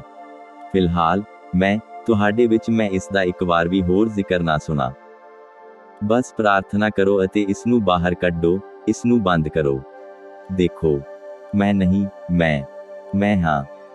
ਮੈਂ 52 ਸਾਲ ਦਾ ਹਾਂ, ਪਰ ਮੈਂ ਸੋਚਦਾ ਹਾਂ ਕਿ ਹੋ ਸਕਦਾ ਹੈ ਜੇ ਖੁਦਾ ਨੇ ਮੈਨੂੰ ਬਖਸ਼ੀ ਹੈ, ਮੇਰੇ ਕੋਲ ਥੋੜੀ ਜਿਹੀ ਜ਼ਿੰਦਗੀ ਬਚੀ ਹੈ ਅਤੇ ਆਪਣੇ ਸਮੇਂ ਦਾ ਹਰ ਲਮਹਾ ਮੈਂ ਮਸੀਹ ਲਈ ਬਿਤਾਉਣਾ ਚਾਹੁੰਦਾ ਹਾਂ। ਇਸ ਲਈ ਯਾਦ ਰੱਖੋ, ਮੈਂ ਜਾ ਰਿਹਾ ਹਾਂ ਕਿਉਂਕਿ ਮੈਨੂੰ ਅਜਿਹਾ ਕਰਨ ਲਈ ਪ੍ਰੇਰਿਤ ਕੀਤਾ ਗਿਆ ਹੈ। ਪਹਿਰਾ 50। ਹੁਣ ਪ੍ਰਕਾਸ਼ ਦੀ ਪੋਥੀ ਵਿੱਚ ਚੌਥੇ ਅਧਿਆਏ ਵਿੱਚ ਜਦੋਂ ਅਸੀਂ ਅਧਿਐਨ ਵਿੱਚ ਸੀ ਜਿੱਥੇ ਅਸੀਂ ਕਿਸੇ ਦਿਨ ਛੱਡ ਦਿੱਤਾ ਸੀ, ਪ੍ਰਕਾਸ਼ ਦੀ ਪੋਥੀ ਚੌਥਾ ਅਧਿਆਇ, ਮੈਂ ਵਿਸ਼ਵਾਸ ਕਰਦਾ ਹਾਂ ਅਧਿਆਏ ਦੀ ਆਖਰੀ ਆਇਤ ਦੇ ਅਖੀਰਲੇ ਹਿੱਸੇ ਵਿੱਚ। ਖੈਰ, ਪ੍ਰਕਾਸ਼ ਦੀ ਪੋਥੀ ਨੂੰ ਕਿੰਨੇ ਪਸੰਦ ਕਰਦੇ ਹਨ? ਸ਼ਾਨਦਾਰ। ਹੁਣ ਮੇਰਾ ਮੰਨਣਾ ਹੈ ਕਿ ਅਸੀਂ ਪੰਜਵੇਂ ਅਧਿਆਏ ਤੇ ਛੱਡ ਦਿੱਤਾ ਕਿ ਅਸੀਂ ਨਹੀਂ ਕੀਤਾ। ਅਸੀਂ ਛੱਡਿਆ ਸੀ ਚੌਥਾ ਅਧਿਆਇ, 4 ਜੀਵਿਤ ਪ੍ਰਾਣੀ। ਹੁਣ ਆਓ ਇਸ ਪਲ ਵਚਨ ਤੱਕ ਪਹੁੰਚ ਕਰੀਏ, ਉਹਨਾਂ ਚੀਜ਼ਾਂ ਨੂੰ ਭੁੱਲ ਕੇ ਜੋ ਅਤੀਤ ਵਿੱਚ ਹੋਈਆਂ ਹਨ। ਪਹਿਰਾ 51। हे ਪਿਤਾ ਪਰਮੇਸ਼ਰ, ਤੂੰ ਹੁਣ ਸਾਡੀ ਮਦਦ ਕਰਦਾ ਹੈ ਕਿਉਂਕਿ ਅਸੀਂ ਘਬਰਾਏ ਹੋਏ ਹਾਂ, ਪਰ ਅਸੀਂ ਵਚਨ ਦੇ ਕਰੀਬ ਆਉਂਦੇ ਹਾਂ। ਉਸ ਨੂੰ ਭੁੱਲ ਕੇ ਜੋ ਅਤੀਤ ਵਿੱਚ ਹੋਇਆ ਸੀ, ਅਸੀਂ ਹੁਣ ਸੇਵਕਾਈ ਦੇ ਮਹਾਨ ਸੱਦੇ ਦੇ ਨਿਸ਼ਾਨੇ ਵੱਲ, ਮਸੀਹ ਦੇ ਦਾਸ ਬਣਨ ਦੀ ਸੇਵਕਾਈ ਦੇ ਮਹਾਨ ਸੱਦੇ ਵੱਲ ਦੱਬੀ ਆਉਂਦੇ ਹਾਂ। ਸਾਨੂੰ ਅੱਜ ਸਵੇਰੇ ਵਚਨ ਦੇਈਂ ਅਤੇ ਸਾਡੇ ਭੁੱਖੇ ਪ੍ਰਾਣਾਂ ਨੂੰ ਭੋਜਨ ਦੇਈਂ, ਕਿਉਂਕਿ ਅਸੀਂ ਤਰਸ ਰਹੇ ਹਾਂ, ਪ੍ਰਭੂ, ਅਤੇ ਪਵਿੱਤਰ ਆਤਮਾ ਦੇ ਉਸ ਕੀਮਤੀ ਮਸੀਹ ਦੀ ਉਡੀਕ ਕਰ ਰਹੇ ਹਾਂ। ਸਾਡੇ ਦਰਮਿਆਨ ਆ, हे ਪ੍ਰਭੂ, ਸਾਡੇ ਗੁਨਾਹਾਂ ਅਤੇ ਅਪਰਾਧਾਂ ਨੂੰ ਮਾਫ ਕਰ ਦੇ ਅਤੇ ਸਾਨੂੰ ਤੇਰੇ ਦਾਸ ਬਣਨ ਦੇ, ਕਿਉਂਕਿ ਅਸੀਂ ਇਸ ਨੂੰ ਯਿਸੂ ਦੇ ਨਾਮ ਵਿੱਚ ਮੰਗਦੇ ਹਾਂ। ਆਮੀਨ। ਪਹਿਰਾ 52। ਹੁਣ ਅਸੀਂ ਕਲੀਸਿਆਈ ਯੁੱਗਾਂ, ਆਖਰੀ 7 ਕਲੀਸਿਆਈ ਯੁੱਗਾਂ ਨੂੰ ਲਿਆ ਹੈ। ਅਤੇ ਫਿਰ ਹੁਣ ਮੇਰਾ ਮੰਨਣਾ ਹੈ ਕਿ ਉਹਨਾਂ ਵਿੱਚੋਂ ਕੁਝ ਉਪਰਾਲਾ ਕਰ ਰਹੇ ਹਨ, ਇਸ ਨੂੰ ਕਲਮਬੱਧ ਕਰਨ ਜਾ ਰਹੇ ਹਨ, ਕਲੀਸਿਆਈ ਯੁੱਗਾਂ ਨੂੰ। ਫਿਰ ਅਸੀਂ ਪ੍ਰਕਾਸ਼ ਦੀ ਪੋਥੀ ਦੇ 4 ਅਧਿਆਏ ਵਿੱਚ ਆਉਂਦੇ ਹਾਂ। ਇਹ ਕੀ ਹੈ? ਯਿਸੂ ਮਸੀਹ ਦਾ ਪ੍ਰਕਾਸ਼। ਪ੍ਰਕਾਸ਼, ਜਿਸ ਨੂੰ ਲਾਤੀਨੀ ਵਿੱਚ ਕਿਹਾ ਜਾਂਦਾ ਹੈ ਐਪੋਕੈਲਿਪਸ, ਜਿਸ ਦਾ ਅਰਥ ਹੈ ਉਜਾਗਰ ਹੋਣਾ, ਪਰਦਾ ਹਟਾਉਣਾ, ਦਿਖਾਉਣਾ, ਉਗਾੜਨਾ। ਯਿਸੂ ਮਸੀਹ ਦੇ ਪ੍ਰਕਾਸ਼ਨ ਨੂੰ ਸਾਹਮਣੇ ਲਿਆਉਣਾ ਕਿ ਜੋ ਸੀ, ਜੋ ਹੈ ਅਤੇ ਜੋ ਆਉਣ ਵਾਲਾ ਹੈ, ਦਾਊਦ ਦੀ ਜੜ ਅਤੇ ਵੰਸ਼। ਪਹਿਰਾ 53। ਹੁਣ ਚੌਥੇ ਅਧਿਆਏ ਵਿੱਚ ਸਾਨੂੰ ਪਤਾ ਚੱਲਦਾ ਹੈ ਕਿ ਯੂਹੰਨਾ ਨੂੰ ਕਲੀਸਿਆਈ ਯੁੱਗ ਦੇਖਣ ਤੋਂ ਬਾਅਦ ਸਵਰਗ ਵਿੱਚ ਉਤਾਹਾਂ ਉਠਾ ਲਿਆ ਗਿਆ ਸੀ। ਬਸ ਥੋੜਾ ਜਿਹਾ ਮੰਚ ਤਿਆਰ ਕਰ ਰਿਹਾ ਹਾਂ ਅਤੇ ਫਿਰ ਅਸੀਂ। ਪਹਿਰਾ 54। 5ਵੇਂ ਅਧਿਆਏ ਦੀਆਂ ਕੁਝ ਆਇਤਾਂ ਨੂੰ ਪੜ੍ਹਨਾ ਸਭ ਤੋਂ ਵਧੀਆ ਹੋ ਸਕਦਾ ਹੈ ਅਤੇ ਫਿਰ ਅਸੀਂ ਪਾਠ ਭੂਮੀ ਦੇ ਨਾਲ ਸ਼ੁਰੂ ਕਰਾਂਗੇ। ਜਿਹੜਾ ਸਿੰਘਾਸਨ ਉੱਤੇ ਬਿਰਾਜਮਾਨ ਸੀ, ਮੈਂ ਉਹਦੇ ਸੱਜੇ ਹੱਥ ਵਿੱਚ ਇੱਕ ਪੋਥੀ ਵੇਖੀ ਜੋ ਅੰਦਰੋਂ ਤੇ ਬਾਹਰੋਂ ਲਿਖੀ ਹੋਈ ਅਤੇ 7 ਮੋਹਰਾਂ ਨਾਲ ਬੰਦ ਕੀਤੀ ਹੋਈ ਸੀ। ਅਤੇ ਮੈਂ ਇੱਕ ਬਲੀ ਦੂਤ ਨੂੰ ਵੱਡੀ ਆਵਾਜ਼ ਨਾਲ ਇਹ ਪ੍ਰਚਾਰ ਕਰਦੇ ਵੇਖਿਆ, ਪਈ ਪੋਥੀ ਨੂੰ ਖੋਲਣ ਅਤੇ ਉਹ ਦੀਆਂ ਮੋਹਰਾਂ ਨੂੰ ਤੋੜਨ ਦੇ ਯੋਗ ਕੌਣ ਹੈ? ਤਾਂ ਨਾ ਸੁਰਗ ਵਿੱਚ, ਨਾ ਧਰਤੀ ਉੱਤੇ, ਨਾ ਧਰਤੀ ਦੇ ਹੇਠ ਕੋਈ ਸੀ ਜੋ ਉਸ ਪੋਥੀ ਨੂੰ ਖੋਲ ਸਕਦਾ ਅਤੇ ਪੜ੍ਹ ਸਕਦਾ ਜਾਂ ਉਸ ਉੱਤੇ ਨਿਗਾਹ ਕਰ ਸਕਦਾ। ਤਾਂ ਮੈਂ ਬਹੁਤ ਰੋਨਾ, ਇਸ ਲਈ ਜੋ ਉਸ ਪੋਥੀ ਦੇ ਖੋਲਣ ਜਾਂ ਉਸ ਉੱਤੇ ਨਿਗਾਹ ਕਰਨ ਦੇ ਯੋਗ ਕੋਈ ਨਾ ਨਿਕਲਿਆ। ਉਹਨਾਂ ਬਜ਼ੁਰਗਾਂ ਵਿੱਚੋਂ ਇੱਕ ਨੇ ਮੈਨੂੰ ਆਖਿਆ, ਨਾ ਰੋ। ਵੇਖ, ਉਹ ਬਬਰ ਸ਼ੇਰ ਜਿਹੜਾ ਯਹੂਦਾ ਦੇ ਗੋਤ ਵਿੱਚੋਂ ਹੈ ਅਤੇ ਦਾਊਦ ਦੀ ਜੜ ਹੈ, ਉਸ ਪੋਥੀ ਅਤੇ ਉਹ ਦੀਆਂ 7 ਮੋਹਰਾਂ ਦੇ ਖੋਲਣ ਲਈ ਜਿੱਤ ਗਿਆ ਹੈ। ਅਤੇ ਮੈਂ ਸਿੰਘਾਸਨ ਅਤੇ 4 ਜੰਤੂਆਂ ਦੇ ਵਿਚਾਲੇ ਅਤੇ ਉਹਨਾਂ ਬਜ਼ੁਰਗਾਂ ਦੇ ਵਿਚਾਲੇ ਇੱਕ ਲੇਲੇ ਨੂੰ ਜੋ ਮਾਨੋ ਕੋਹਿਆ ਗਿਆ ਸੀ ਖਲੋਤਾ ਵੇਖਿਆ, ਜਿਹਦੇ 7 ਸਿੰਗ ਅਤੇ 7 ਅੱਖੀਆਂ ਸਨ। ਇਹ ਪਰਮੇਸ਼ਰ ਦੇ 7 ਆਤਮੇ ਹਨ ਜਿਹੜੇ ਸਾਰੀ ਧਰਤੀ ਵਿੱਚ ਕੱਲੇ ਹੋਏ ਹਨ। ਅਤੇ ਉਹਨੇ ਆਣ ਕੇ ਉਸ ਦੇ ਸੱਜੇ ਹੱਥੋਂ ਜਿਹੜਾ ਸਿੰਘਾਸਨ ਉੱਤੇ ਬਿਰਾਜਮਾਨ ਸੀ ਉਹ ਪੋਥੀ ਲੈ ਲਈ। ਇਹ ਪਹਿਲੀਆਂ 7 ਆਇਤਾਂ ਹਨ। ਪਹਿਰਾ 55। ਹੁਣ ਪ੍ਰਕਾਸ਼ ਦੀ ਪੋਥੀ ਦੇ 3 ਅਧਿਆਏ ਵਿੱਚ ਅਸੀਂ ਕਲੀਸਿਆਈ ਯੁੱਗ ਦੇ ਅੰਤ ਨੂੰ ਵੇਖਦੇ ਹਾਂ, ਜੋ ਕਿ ਲਾਉਦੀਕਿਆ ਸ਼ੀਲ ਗਰਮ ਕਲੀਸਿਆ ਦੇ ਯੁੱਗ ਦੇ ਨਾਲ ਖਤਮ ਹੋਇਆ ਸੀ। ਫਿਰ ਸਾਨੂੰ ਪਤਾ ਲੱਗਦਾ ਹੈ ਕਿ ਉਸ ਤੋਂ ਤੁਰੰਤ ਬਾਅਦ ਯੂਹੰਨਾ ਆਤਮਾ ਵਿੱਚ ਸਵਰਗ ਵਿੱਚ ਉਤਾਹਾਂ ਉਠਾ ਲਿਆ ਗਿਆ ਅਤੇ ਉਸਨੇ ਉਹਨਾਂ ਚੀਜ਼ਾਂ ਨੂੰ ਦੇਖਿਆ ਜੋ ਸੀ ਅਤੇ ਆਉਣ ਵਾਲੀਆਂ ਸਨ ਅਤੇ ਉਹ ਚੀਜ਼ਾਂ ਜੋ ਹੋ ਚੁੱਕੀਆਂ ਸਨ। ਹੁਣ ਸਾਨੂੰ ਪਤਾ ਲੱਗਦਾ ਹੈ ਪ੍ਰਕਾਸ਼ ਦੀ ਪੋਥੀ ਦੇ 19ਵੇਂ ਅਧਿਆਏ ਤੱਕ ਕਲੀਸਿਆ ਹੋਰ ਦਿਖਾਈ ਨਹੀਂ ਦਿੰਦੀ। ਫਿਰ ਉਹ ਆਪਣੇ ਪ੍ਰਭੂ ਦੇ ਨਾਲ ਵਾਪਸ ਆਉਂਦੀ ਹੈ, ਸ਼ਾਨ ਦੇ ਨਾਲ ਲਹੂ ਵਿੱਚ ਧੋਤੀ ਹੋਈ। ਪਹਿਰਾ 56। ਹੁਣ ਇਸ ਆਖਰੀ ਹਵਾਲੇ ਵਿੱਚ ਥੋੜਾ ਜਿਹਾ ਮੰਚ ਬਣਾਉਣ ਲਈ ਕਿ ਜਿੱਥੇ ਯੂਹੰਨਾ ਹੁਣ ਹੈ ਉੱਥੇ ਜਾ ਟਿਕੀਏ, ਸਾਨੂੰ ਪਤਾ ਲੱਗਿਆ ਹੈ ਕਿ ਆਖਰੀ ਸੰਦੇਸ਼ ਵਿੱਚ ਮੈਂ ਕੱਲ ਇਸ ਨੂੰ ਸੰਖੇਪ ਵਿੱਚ ਦੇਖ ਰਿਹਾ ਸੀ, ਕੁਝ ਪਹਿਲੂ ਜਿਨ੍ਹਾਂ ਬਾਰੇ ਮੈਂ ਗੱਲ ਕੀਤੀ ਸੀ। ਅਤੇ ਯੂਹੰਨਾ ਸਵਰਗ ਵਿੱਚ ਉਠਾਇਆ ਗਿਆ ਅਤੇ ਉਹ ਚੀਜ਼ਾਂ ਦੇਖੀਆਂ। ਅਤੇ ਮੈਂ ਉੱਥੇ ਦੇਖਿਆ ਸੀ ਕਿ ਉਸਨੇ ਮੈਨੂੰ ਇੱਕ ਪ੍ਰਕਾਸ਼ਨ ਦਿੱਤਾ ਸੀ ਕਿ ਤੁਸੀਂ ਜਾਣਦੇ ਹੋ, ਉਸ ਦੇ ਪੁਨਰ ਉਥਾਨ ਤੋਂ ਬਾਅਦ ਬਹੁਤ ਸਾਰੇ ਉਸ ਦੇ ਨਾਲ ਸਨ। ਅਤੇ ਕੁਝ ਨੇ ਕਿਹਾ, ਇਸ ਆਦਮੀ ਦਾ ਕੀ ਹੋਵੇਗਾ ਜੋ ਯੂਹੰਨਾ ਤੇਰੀ ਛਾਤੀ ਉੱਤੇ ਝੁਕ ਰਿਹਾ ਹੈ। ਪਹਿਰਾ 57। ਯੀਸ਼ੂ ਮੁੜਿਆ ਅਤੇ ਕਿਹਾ, ਜੇਕਰ ਉਹ ਮੇਰੇ ਆਉਣ ਤੀਕ ਠਹਿਰੇ ਤਾਂ ਤੁਹਾਨੂੰ ਕੀ, ਇਸ ਲਈ ਉਹ ਹਰਗਿਜ਼। ਪਹਿਰਾ 58। ਫਿਰ ਇੱਕ ਸਿੱਖਿਆ ਖਿੰਡ ਗਈ। ਸਮਝੋ ਕਿ ਇਹ ਕਿੰਨਾ ਸਹਿਜੇ ਹੀ ਸ਼ੁਰੂ ਹੋ ਸਕਦਾ ਹੈ। ਇੱਥੋਂ ਇੱਕ ਸਿੱਖਿਆ ਸਾਹਮਣੇ ਆ ਗਈ ਕਿ ਯੂਹੰਨਾ ਉਦੋਂ ਤੱਕ ਨਾ ਮਰੂ ਜਦੋਂ ਤੱਕ ਉਹ ਯੀਸ਼ੂ ਨੂੰ ਆਉਂਦਾ ਨਹੀਂ ਵੇਖ ਲੈਂਦਾ, ਜਾਂ ਦੂਜੀ ਆਮਦ ਤੱਕ।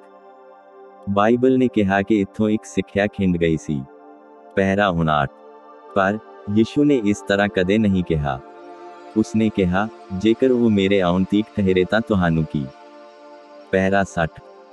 ਹੁਣ ਅਸੀਂ ਜਾਣਦੇ ਹਾਂ ਕਿ ਉਹ ਆਕਾਸ਼ ਵਿੱਚ ਉਠਾਇਆ ਗਿਆ ਸੀ ਅਤੇ ਉਸ ਵੇਲੇ ਤੋਂ ਲੈ ਕੇ ਪ੍ਰਭੂ ਦੇ ਆਉਣ ਤੱਕ ਵੇਖਿਆ, ਜਾਣੀਦਾ ਉਹ ਉੱਥੇ ਸੀ ਅਤੇ ਇਹ ਸਭ ਕੁਝ ਵਾਪਰਦਿਆਂ ਦੇਖਿਆ। ਯੂਹੰਨਾ ਆਪ ਜਿਉਂਦਾ ਨਹੀਂ ਰਿਹਾ ਸੀ, ਉਹ 90 ਤੇ ਕੁਝ ਸਾਲਾਂ ਦੀ ਉਮਰ ਤੱਕ ਜਿਉਂਦਾ ਰਿਹਾ, ਅਤੇ ਫਿਰ ਪਾਤਮੁਸ ਟਾਪੂ ਤੋਂ ਆਪਣੀ ਗੁਲਾਮੀ ਤੋਂ ਆਉਣ ਤੋਂ ਬਾਅਦ ਇੱਕ ਕੁਦਰਤੀ ਮੌਤ, ਰਸੂਲਾਂ ਵਿੱਚੋਂ ਇਕੱਲਾ ਹੀ ਮਰਿਆ। ਪਹਿਰਾ 61। ਹੁਣ ਇੱਥੇ ਇੱਕ ਸ਼ਾਨਦਾਰ ਬਿੰਦੂ ਹੈ ਜੋ ਮੈਂ ਚਾਹਾਂਗਾ। ਮੈਨੂੰ ਲੱਗਦਾ ਹੈ ਕਿ ਉਹਨਾਂ ਨੇ ਮੇਰਾ ਲੇਖਣ ਤਖਤਾ ਹੇਠਾਂ ਕਰ ਲਿਆ ਹੈ, ਪਰ ਮੈਂ ਇਸ ਮਹੱਤਵਪੂਰਨ ਚੀਜ਼ ਨੂੰ ਪਾਸੇ ਕਰਨ ਤੋਂ ਪਹਿਲਾਂ ਇਸ ਤੇ ਥੋੜਾ ਜ਼ੋਰ ਦੇਣਾ ਚਾਹਾਂਗਾ। ਇਹ ਜਲਾਲੀ ਹੈ। ਇੱਕ ਅਜ਼ੀਮ, ਸ਼ਾਨਦਾਰ ਅਧਿਆਇ। ਪਹਿਰਾ 62। ਅਤੇ ਫਿਰ ਅਗਲਾ ਅਧਿਆਇ ਇਹਨਾਂ ਮੋਹਰਾਂ ਨੂੰ ਖੋਲਣ ਨਾਲ ਸ਼ੁਰੂ ਹੁੰਦਾ ਹੈ। ਮੇਰੇ ਅਤੇ ਫਿਰ ਸਾਨੂੰ ਉੱਥੋਂ ਛੱਡ ਕੇ ਬਾਈਬਲ ਵਿੱਚ ਵੱਖ-ਵੱਖ ਥਾਵਾਂ ਤੇ ਜਾਣਾ ਪਏਗਾ, ਜੋ ਪਤਾ ਲੱਗੇ ਕਿ ਇਹ ਮੋਹਰਾਂ ਕਦੋਂ ਖੁੱਲ੍ਹਦੀਆਂ ਹਨ ਅਤੇ ਇਹਨਾਂ ਦੇ ਭੇਤ ਕੀ ਹਨ। ਉਹ ਅਜ਼ੀਮ ਹਨ, ਕੇਵਲ ਰੂਹਾਨੀ ਵਿਟਾਮਿਨਾਂ ਨਾਲ ਭਰਪੂਰ। ਪਹਿਰਾ 63। ਹੁਣ ਅਸੀਂ ਇਹ ਇੱਕ ਮਹਾਨ ਬੇਮਿਸਾਲ ਚੀਜ਼ ਦੇਖਦੇ ਹਾਂ ਜਿਸ ਵੱਲ ਮੈਂ ਤੁਹਾਡਾ ਧਿਆਨ ਦਿਵਾਉਣਾ ਚਾਹੁੰਦਾ ਹਾਂ, ਉਹ ਸੀ ਜੀਵਿਤ ਜੰਤੂ। 4 ਅਧਿਆਏ ਦੇ ਆਖਰੀ ਹਿੱਸੇ ਦੇ ਜਿਹੜੇ ਯੂਹੰਨਾ ਨੂੰ ਨੇਮ ਦੇ ਸੰਦੂਕ ਨੂੰ ਦੇਖਦੇ ਹੋਏ ਦਿਸੇ ਸੀ। ਤੁਹਾਨੂੰ ਖਿਆਲ ਹੈ ਕਿ ਉਹਨਾਂ ਨੂੰ ਇਸਰਾਇਲ ਵਾਂਗ ਇਸ ਦੇ ਕੂਚ ਵਿੱਚ ਕਿਵੇਂ ਮੁਕਰਰ ਕੀਤਾ ਗਿਆ ਸੀ। ਉਹਨਾਂ ਕੋਲ ਹੁਣ ਉੱਥੇ ਜੀਵਿਤ ਪ੍ਰਾਣੀ ਦਾ ਚਿਹਰਾ ਸੀ। ਅਤੇ ਸਾਨੂੰ ਪਤਾ ਲੱਗਿਆ ਕਿ ਇਹ ਜੰਤੂ ਦੂਤ ਨਹੀਂ ਸਨ, ਨਾ ਹੀ ਉਹ ਮਨੁੱਖ ਸਨ। ਉਹ ਕਰੂਬੀ ਸਨ। ਅਤੇ ਅਸੀਂ ਉਹਨਾਂ ਨੂੰ ਪੁਰਾਣੇ ਨੇਮ ਵਿੱਚ ਸੰਦੂਕ ਦੇ ਨਾਲ ਹੀ ਪਾਇਆ। ਅਸੀਂ ਉਹਨਾਂ ਨੂੰ ਨਵੇਂ ਨੇਮ ਵਿੱਚ ਵੇਖਦੇ ਹਾਂ। ਅਤੇ ਫਿਰ ਅਸੀਂ ਉਹਨਾਂ ਨੂੰ ਪ੍ਰਭੂ ਦੀ ਆਮਦ ਵਿੱਚ ਦੁਬਾਰਾ ਵੇਖਦੇ ਹਾਂ, ਕਰੂਬੀ ਕਿਰਪਾ ਦੀ ਗੱਦੀ ਦੀ ਰਾਖੀ ਕਰਦੇ ਹਨ। ਪਹਿਰਾ 64। ਉਹ ਪ੍ਰਾਸ਼ਚਿਤ ਦਾ ਸਰਪੋਸ਼ ਜਿਸ ਕੋਲ ਕੋਈ ਵੀ ਨਹੀਂ ਜਾ ਸਕਦਾ ਸੀ ਜਦੋਂ ਤੱਕ ਉਸ ਵਿਅਕਤੀ ਲਈ ਕੋਈ ਪ੍ਰਾਸ਼ਚਿਤ ਨਹੀਂ ਹੁੰਦਾ ਸੀ, ਫਕਤ ਇੱਕ ਹੀ ਰਾਹ ਜੋ ਪਵਿੱਤਰ ਅਸਥਾਨ, ਜਦੋਂ ਇਹ ਲਹੂ ਛਿੜਕਿਆ ਹੁੰਦਾ ਸੀ, ਤਦ ਇਹ ਕਿਰਪਾ ਦਾ ਅਸਥਾਨ ਬਣ ਜਾਂਦਾ ਸੀ। ਪਰ ਲਹੂ ਦੇ ਉਠਾ ਲਏ ਜਾਣ ਤੋਂ ਬਾਅਦ, ਇਹ ਇੱਕ ਨਿਆਂ ਦੀ ਗੱਦੀ ਬਣ ਜਾਂਦਾ ਸੀ। ਪਹਿਰਾ 65।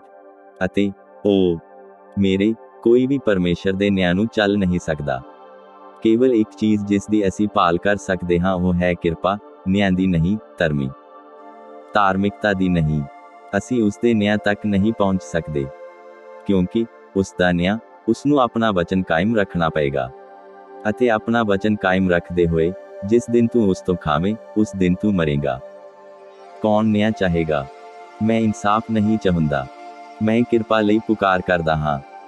ਮੇਰਿਆ, ਖੁਦਾ ਦੀ ਰਹਿਮਤ ਅਤੇ ਪ੍ਰਾਸ਼ਚਿਤ ਦੇ ਸਰਪੋਸ਼ ਤੇ ਛਿੜਕਾ। ਪਹਿਰਾ 66। ਪਰ ਪਵਿੱਤਰ ਅਸਥਾਨ ਦੇ ਸ਼ੁੱਧ ਕੀਤੇ ਜਾਣ ਦਾ ਸਮਾਂ ਸੀ, ਉਦੋਂ ਤੱਕ ਨਿਆਂ ਦੀ ਗੱਦੀ ਹੁੰਦੀ ਸੀ ਜਦੋਂ ਤੱਕ ਇਸ ਸੀਟ ਤੋਂ ਲਹੂ ਹਟਿਆ ਹੁੰਦਾ ਸੀ। ਪਹਿਰਾ 67। ਅਸੀਂ ਹੁਣ ਉਸ ਸਮੇਂ ਦੇ ਕਰੀਬ ਜਾ ਰਹੇ ਹਾਂ। ਅਸੀਂ ਹੁਣ ਇਸ ਯੁੱਗ ਵਿੱਚ ਪਵਿੱਤਰ ਅਸਥਾਨ ਦੀ ਸਫਾਈ ਅਤੇ ਧਰਤੀ ਉੱਤੇ ਆਉਣ ਵਾਲੇ ਨਿਆਵਾਂ ਦੇ ਨਜ਼ਦੀਕ ਜਾ ਰਹੇ ਹਾਂ। ਵੇਖਿਆ, ਜਿੰਨਾ ਚਿਰ ਲਹੂ ਹੈ, ਖੁਦਾ ਧਰਤੀ ਨੂੰ ਫਨਾ ਨਹੀਂ ਕਰ ਸਕਦਾ। ਜਿੰਨਾ ਚਿਰ ਲਹੂ ਹੈ, ਕੋਈ ਵੀ ਪਰਮੇਸ਼ਰ ਅੱਗੇ ਪਾਪੀ ਨਹੀਂ ਹੈ। ਹਰ ਕੋਈ ਸਹੀ ਹੈ, ਕਿਉਂਕਿ ਇੱਥੇ ਹਰ ਇੱਕ ਲਈ ਪ੍ਰਾਸ਼ਚਿਤ ਹੈ। ਪਰ ਜੇਕਰ ਤੁਸੀਂ ਉਸ ਪ੍ਰਾਸ਼ਚਿਤ ਨੂੰ ਸਵੀਕਾਰ ਕਰਨ ਵਿੱਚ ਨਾਕਾਮ ਰਹਿੰਦੇ ਹੋ ਅਤੇ ਉਸ ਦੀ ਮੌਜੂਦਗੀ ਵਿੱਚ ਜਾਂਦੇ ਹੋ, ਤਾਂ ਤੁਸੀਂ ਇੱਕ ਪਾਪੀ ਹੋ, ਤੁਸੀਂ ਉਸ ਕਿਰਪਾ ਤੋਂ ਬਾਹਰ ਹੋ। ਫਿਰ ਤੁਸੀਂ ਆਪਣੇ ਆਪ ਦਾ ਨਿਆਂ ਕੀਤਾ ਹੈ। ਪਰ ਹੁਣ ਜਦੋਂ ਦਇਆ ਹੈਗੀ ਹੈ, ਪਰ ਜਦੋਂ ਪਵਿੱਤਰ ਅਸਥਾਨ ਦੀ ਸਫਾਈ ਹੋਣੀ ਹੁੰਦੀ ਹੈ, ਤਾਂ ਲਹੂ ਪ੍ਰਾਸ਼ਚਿਤ ਦੇ ਸਰਪੋਸ਼ ਤੋਂ ਚਲਾ ਜਾਂਦਾ ਹੈ ਅਤੇ ਫਿਰ ਪਰਮੇਸ਼ਰ ਦਾ ਕਰੋਧ ਧਰਤੀ ਉੱਤੇ ਡਿੱਗ ਪੈਂਦਾ ਹੈ। ਓ ਮੇਰੇ ਪਰਮੇਸ਼ਰ, ਸਾਡੇ ਉੱਤੇ ਰਹਿਮ ਰੱਖੀ ਕਿ ਅਸੀਂ ਉਸ ਦਿਨ ਪਰਮੇਸ਼ਰ ਦੀਆਂ ਮਿਹਰਾਂ ਤੋਂ ਬਿਨਾਂ ਨਾ ਹੋਈਏ। ਪਹਿਰਾ 8:8। ਹੁਣ ਅਸੀਂ ਉੱਥੇ ਵੇਖਦੇ ਹਾਂ। ਮੈਂ ਇਸ ਨੂੰ ਇੱਥੇ ਆਤਮਿਕ ਤਰੀਕੇ ਦਾ ਬਣਾਉਣ ਦੀ, ਜਾਂ ਇਸ ਨੂੰ ਆਪਣੇ ਹੱਥਾਂ ਨਾਲ ਤੁਹਾਡੇ ਲਈ ਉਲੀਕਣ ਦੀ ਕੋਸ਼ਿਸ਼ ਕਰਾਂਗਾ ਕਿ ਇਸਰਾਇਲ ਨੇ ਚਾਰਾਂ ਖੂੰਜਿਆਂ ਵਿੱਚ ਕਿਵੇਂ ਖੁਦ ਲਈ ਡੇਰੇ ਲਾਏ ਸਨ। ਉਹਨਾਂ ਨੇ ਸੰਦੂਕ ਨੂੰ ਕੇਂਦਰ ਵਿੱਚ ਰੱਖਿਆ, ਅਤੇ ਤੰਬੂ ਦੇ ਚਾਰੇ ਪਾਸੇ ਇਸਰਾਇਲ ਦੇ 3-3 ਗੋਤ ਸਨ, ਅਤੇ 3 ਚੌਕੇ 12 ਜਾਂ 4 ਤੀਏ, ਸਗੋਂ 12 ਹਨ। ਅਤੇ ਹਰ 3 ਦਾ ਮੁਖੀਆ ਸੀ, ਅਤੇ ਗੋਤਾਂ ਦਾ ਹਰੇਕ ਮੁਖੀ। ਪਹਿਰਾ 69। ਉਹਨਾਂ ਵਿੱਚੋਂ ਇੱਕ ਰੂਬੇਨ ਸੀ, ਉਸਨੇ ਹਮੇਸ਼ਾ ਦੱਖਣ ਵੱਲ ਡੇਰਾ ਲਾਇਆ। ਉਹ ਮਨੁੱਖ ਦਾ ਮੂੰਹ ਸੀ। ਅਤੇ ਇਫਰਾਈਮ ਪੱਛਮ ਵੱਲ ਸੀ, 3 ਗੋਤਾਂ ਦੇ ਨਾਲ, ਉਹ ਬਲਦ ਸੀ। ਫਿਰ ਪੂਰਬ ਵੱਲ ਯਹੂਦਾ ਸੀ, ਜੋ ਕਿ ਬੱਬਰ ਸ਼ੇਰ ਹੈ। ਅਤੇ ਉੱਤਰ ਵੱਲ ਦਾਨ ਸੀ, ਜੋ ਉਕਾਬ ਸੀ। ਹੁਣ ਗੌਰ ਕਰਿਓ, ਤੁਹਾਨੂੰ ਉਹ ਯਾਦ ਹਨ।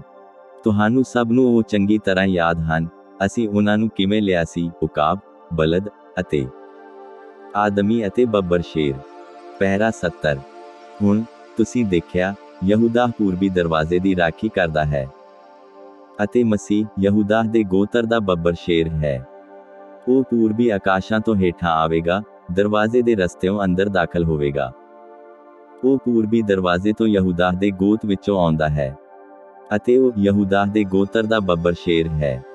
ਪਹਿਰਾ 71। ਅਤੇ ਅੱਜ ਸਵੇਰੇ ਸਾਡੇ ਚੱਲ ਰਹੇ ਸੰਦੇਸ਼ ਵਿੱਚ ਸਾਨੂੰ ਪਤਾ ਲੱਗਿਆ ਹੈ ਕਿ ਉਹ ਅਜੇ ਵੀ ਪ੍ਰਮਾਣਿਤ ਕੀਤਾ ਹੋਇਆ ਯਹੂਦਾ ਦੇ ਗੋਤਰ ਦਾ ਬੱਬਰ ਸ਼ੇਰ, ਜੜ, ਦਾਊਦ ਦੀ ਜੜ ਹੈ। ਦਾਊਦ ਰਾਜਾ ਸੀ, ਸਦਾ ਲਈ। ਅਤੇ ਮਸੀਹ 1000 ਸਾਲੇ ਰਾਜ ਵਿੱਚ ਦਾਊਦ ਦੇ ਸਿੰਘਾਸਨ ਉੱਤੇ ਬੈਠਦਾ ਹੈ, ਜੋ ਕਿ ਅਬਦੀ ਰਾਜਾ ਹੈ। ਕਦੇ ਵੀ ਦਾਊਦ ਨੂੰ ਮਨੁੱਖ ਦੀ ਘਾਟ ਨਹੀਂ ਹੋਵੇਗੀ। ਹਾਲੇਲੂਇਆ। ਕਦੇ ਵੀ ਦਾਊਦ ਨੂੰ ਮਨੁੱਖ ਦੀ ਥੁੜ ਨਾ ਹੋਵੇਗੀ। ਪਰਮੇਸ਼ਰ ਨੇ ਇਹ ਵਾਅਦਾ ਕੀਤਾ ਹੈ, ਕਹਿੰਦਾ ਹੈ, ਕਦੇ ਵੀ ਦਾਊਦ ਨੂੰ ਥੁੜ ਨਹੀਂ ਹੋਵੇਗੀ, ਇੱਕ ਵੀ ਨਹੀਂ। ਪਹਿਰਾ 72। ਤੁਸੀਂ ਆਖਦੇ ਹੋ, ਅੱਜ ਕੀ ਹਾਲ ਹੈ, ਉਹ ਯਹੂਦੀ ਨਿਆਂਈ ਕਿੱਥੇ ਹਨ? ਪਹਿਰਾ 73। ਉਸ ਕੋਲ ਅਜੇ ਵੀ ਸੰਤਾਨ ਹੈ, ਮਸੀਹ ਸਰੀਰ ਦੇ ਅਨੁਸਾਰ ਉਸ ਦਾ ਪੁੱਤਰ ਹੈ। ਇੱਕ ਜੋ ਉੱਥੇ ਬੈਠੇ, ਦਾਊਦ ਨੂੰ ਥੁੜ ਨਹੀਂ ਹੋਵੇਗੀ। ਇਹ ਸਹੀ ਹੈ। ਅਤੇ ਮਸੀਹ ਉਹ ਯਹੂਦਾ ਦੇ ਗੋਤਰ ਦਾ ਬੱਬਰ ਸ਼ੇਰ ਹੈ, ਜਿਸ ਤੋਂ ਦਾਊਦ ਪੈਦਾ ਹੋਇਆ ਸੀ। ਪਹਿਰਾ 74। ਹੁਣ ਸਾਨੂੰ ਪਤਾ ਲੱਗਾ ਹੈ ਕਿ ਉਹ ਕਿਰਪਾ ਦੇ ਸਰਪੋਸ਼ ਦੇ ਰਾਖੇ ਸਨ। ਉਹਨਾਂ ਨੇ ਕਿਰਪਾ ਦੇ ਸਥਾਨ ਨੂੰ ਦੇਖਿਆ। ਇਸ ਤੱਕ ਕੋਈ ਨਹੀਂ ਆਇਆ, ਕੋਈ ਪ੍ਰਾਸ਼ਚਿਤ ਦੇ ਸਰਪੋਸ਼ ਤੱਕ ਪਹੁੰਚ ਸਕੇ, ਇਸ ਤੋਂ ਪਹਿਲਾਂ ਗੋਤਰਾਂ ਨੂੰ ਪਾਰ ਕਰਨਾ ਪੈਂਦਾ ਸੀ। ਹਰ ਆਦਮੀ ਆਪਣੀ ਜਾਨ ਨਿਸਾਰ ਕਰਨ ਲਈ ਤਿਆਰ ਬੈਠਾ ਹੈ।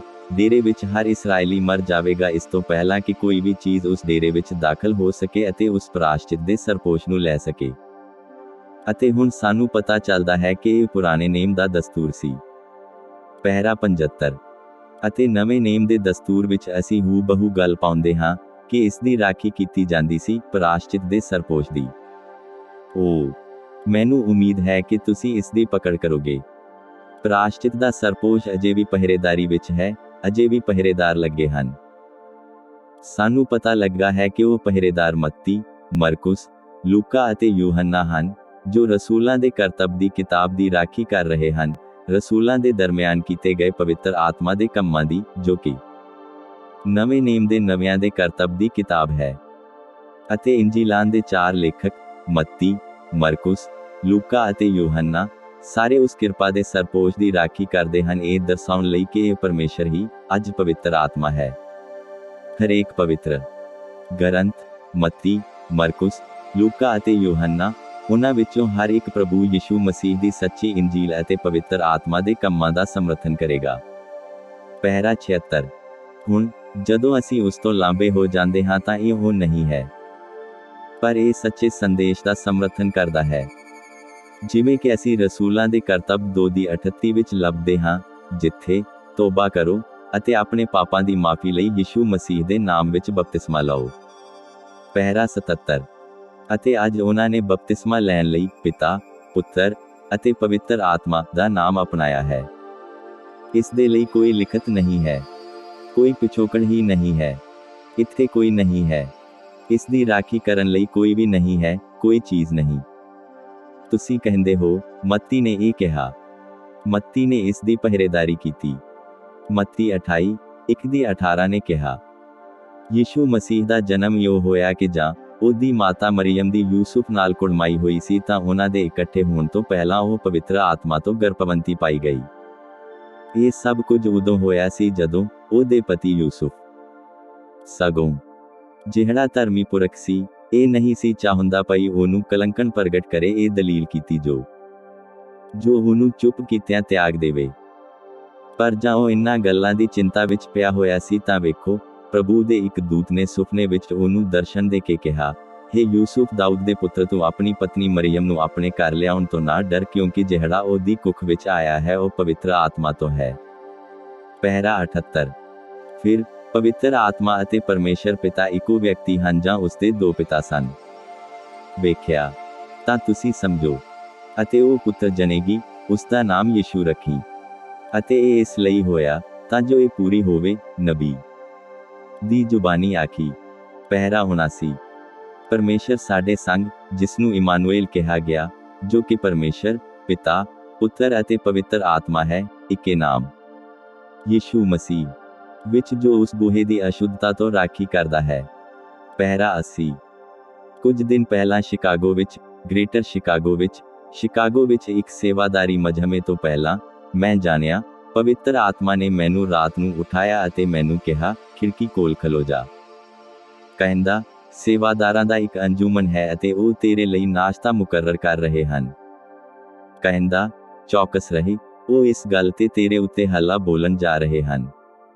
ਪਹਿਰਾ 81। ਮੈਂ ਕਿਹਾ, ਤੇਰਾ ਸ਼ੁਕਰ, ਪ੍ਰਭੂ। ਉਸਨੇ ਮੈਨੂੰ ਦਿਖਾਇਆ ਕਿ ਇਹ ਕਿੱਥੇ ਮਿਥਿਆ ਜਾਵੇਗਾ। ਪਹਿਰਾ 82। ਅਤੇ ਮੈਂ ਗਿਆ ਅਤੇ ਕੁਝ ਸੇਵਕਾਂ, ਭਾਈ ਕਾਰਲਸਨ ਅਤੇ ਭਾਈ ਟੌਮੀ ਹਿਕਸ ਨੂੰ ਦੱਸਿਆ, ਇਹ ਕਿਵੇਂ ਹੋਵੇਗਾ। ਮੈਂ ਕਿਹਾ, ਜਿਸ ਜਗ੍ਹਾ ਦਾ ਤੁਸੀਂ ਮੁਕਰਰ ਕੀਤਾ ਹੈ, ਇਹ ਉਵੇਂ ਨਹੀਂ ਹੋਵੇਗਾ। ਅਸੀਂ ਕਿਸੇ ਹੋਰ ਥਾਂ ਤੇ ਜਾਣ ਵਾਲੇ ਹਾਂ। ਦੱਸਿਆ ਕਿਵੇਂ ਡਾਕਟਰ ਮੀਡ ਬੈਠਾ ਹੋਵੇਗਾ, ਕਿਵੇਂ ਇੱਕ ਗਹਿਰੇ ਰੰਗ ਦਾ ਆਦਮੀ ਅੰਦਰ ਆਵੇਗਾ, ਇਸ ਤਰੀਕੇ ਨਾਲ ਠਹਿਰਾਇਆ ਗਿਆ ਹੈ। ਅਤੇ ਇਸ ਬਾਰੇ ਸਭ ਕੁਝ। ਪਹਿਰਾ 83। ਫਿਰ ਉਸ ਸਵੇਰ, ਅਤੇ ਉਹਨਾਂ ਨੇ ਕਿਹਾ, ਮੇਰੇ ਬੇਟੇ ਨੇ ਮੈਨੂੰ ਕਿਹਾ, ਉਸਨੇ ਪੁੱਛਿਆ, ਡੈਡੀ, ਤੁਸੀਂ ਉੱਥੇ ਇਸ ਝਮੇਲੇ ਵਿੱਚ ਜਾਣ ਵਾਲੇ ਹੋ। ਪਹਿਰਾ 84। ਅਤੇ ਮੈਂ ਕਿਹਾ, ਮੈਂ ਗੜਬੜ ਲਈ ਨਹੀਂ ਜਾ ਰਿਹਾ। ਮੈਂ ਜਾ ਰਿਹਾ ਹਾਂ, ਪਵਿੱਤਰ ਆਤਮਾ ਨਾਲ ਮਸਹ ਕੀਤਾ ਹੋਇਆ, ਪਰਮੇਸ਼ਰ ਦੇ ਵਚਨ ਸਮੇਤ, ਜੋ ਉਸ ਪ੍ਰਾਸ਼ਚਿਤ ਦੇ ਸਰਪੋਸ਼ ਦੀ ਰਾਖੀ ਕਰੇਗਾ, ਜਿੰਨਾ ਚਿਰ ਉਹ ਉੱਥੇ ਹੈ। ਪਹਿਰਾ 85। ਇਸ ਲਈ ਜਦੋਂ ਅਸੀਂ ਉੱਥੇ ਉਤਰੇ, ਇਸ ਤੋਂ ਪਹਿਲਾਂ ਕਿ ਉਹਨਾਂ ਨੂੰ ਇੱਕ ਵੀ ਗੱਲ ਪੁੱਛਣ ਦਾ ਮੌਕਾ ਮਿਲੇ, ਪਵਿੱਤਰ ਆਤਮਾ ਨੇ ਮੇਰੇ ਨਾਲ ਗੱਲ ਕੀਤੀ, ਦੱਸਿਆ, ਹੁਣ ਇਹ ਕਹਿਣ ਦਾ ਸਮਾਂ ਆ ਗਿਆ ਹੈ। ਪਹਿਰਾ 86। ਮੈਂ ਕਿਹਾ, ਮੈਂ ਜਾਣਦਾ ਹਾਂ ਕਿ ਤੁਸੀਂ ਇੱਥੇ ਕਿਉਂ ਹੋ। ਅਤੇ ਮੈਂ ਕਿਹਾ, ਹੁਣ, ਭਾਈ ਹਿਕਸ, ਅਤੇ ਤੁਸੀਂ ਅਤੇ ਭਰਾ ਕਾਰਲਸਨ, ਈਸਾਈ ਵਪਾਰਕਾਂ ਦੇ ਮੁਖੀ, ਮੈਂ ਕਿਹਾ, ਕਿ ਸਭ ਕੁਝ ਬਿਲਕੁਲ ਉਸੇ ਤਰ੍ਹਾਂ ਨਹੀਂ ਹੈ ਜਿਵੇਂ ਪਵਿੱਤਰ ਆਤਮਾ ਨੇ ਮੈਨੂੰ ਪਰਸੋਂ ਦੱਸਿਆ ਸੀ, ਕਿ ਤੁਹਾਨੂੰ ਉਹ ਕਮਰਾ ਨਹੀਂ ਮਿਲਣਾ, ਅਸੀਂ ਇੱਥੇ ਆਵਾਂਗੇ। ਅਤੇ ਉਹਨਾਂ ਨੂੰ ਉਸੇ ਸਵੇਰੇ ਹੀ ਮਿਲਿਆ। ਅਤੇ ਮੈਂ ਕਿਹਾ, ਹੁਣ ਦੇਖੋ, ਹਰ ਕੋਈ ਉਸੇ ਤਰ੍ਹਾਂ ਟਿਕਾਣੇ ਤੇ ਸੀ ਜਿਵੇਂ ਇਹ ਕਹਿੰਦਾ ਸੀ ਕਿ ਇਹ ਹੋਵੇਗਾ।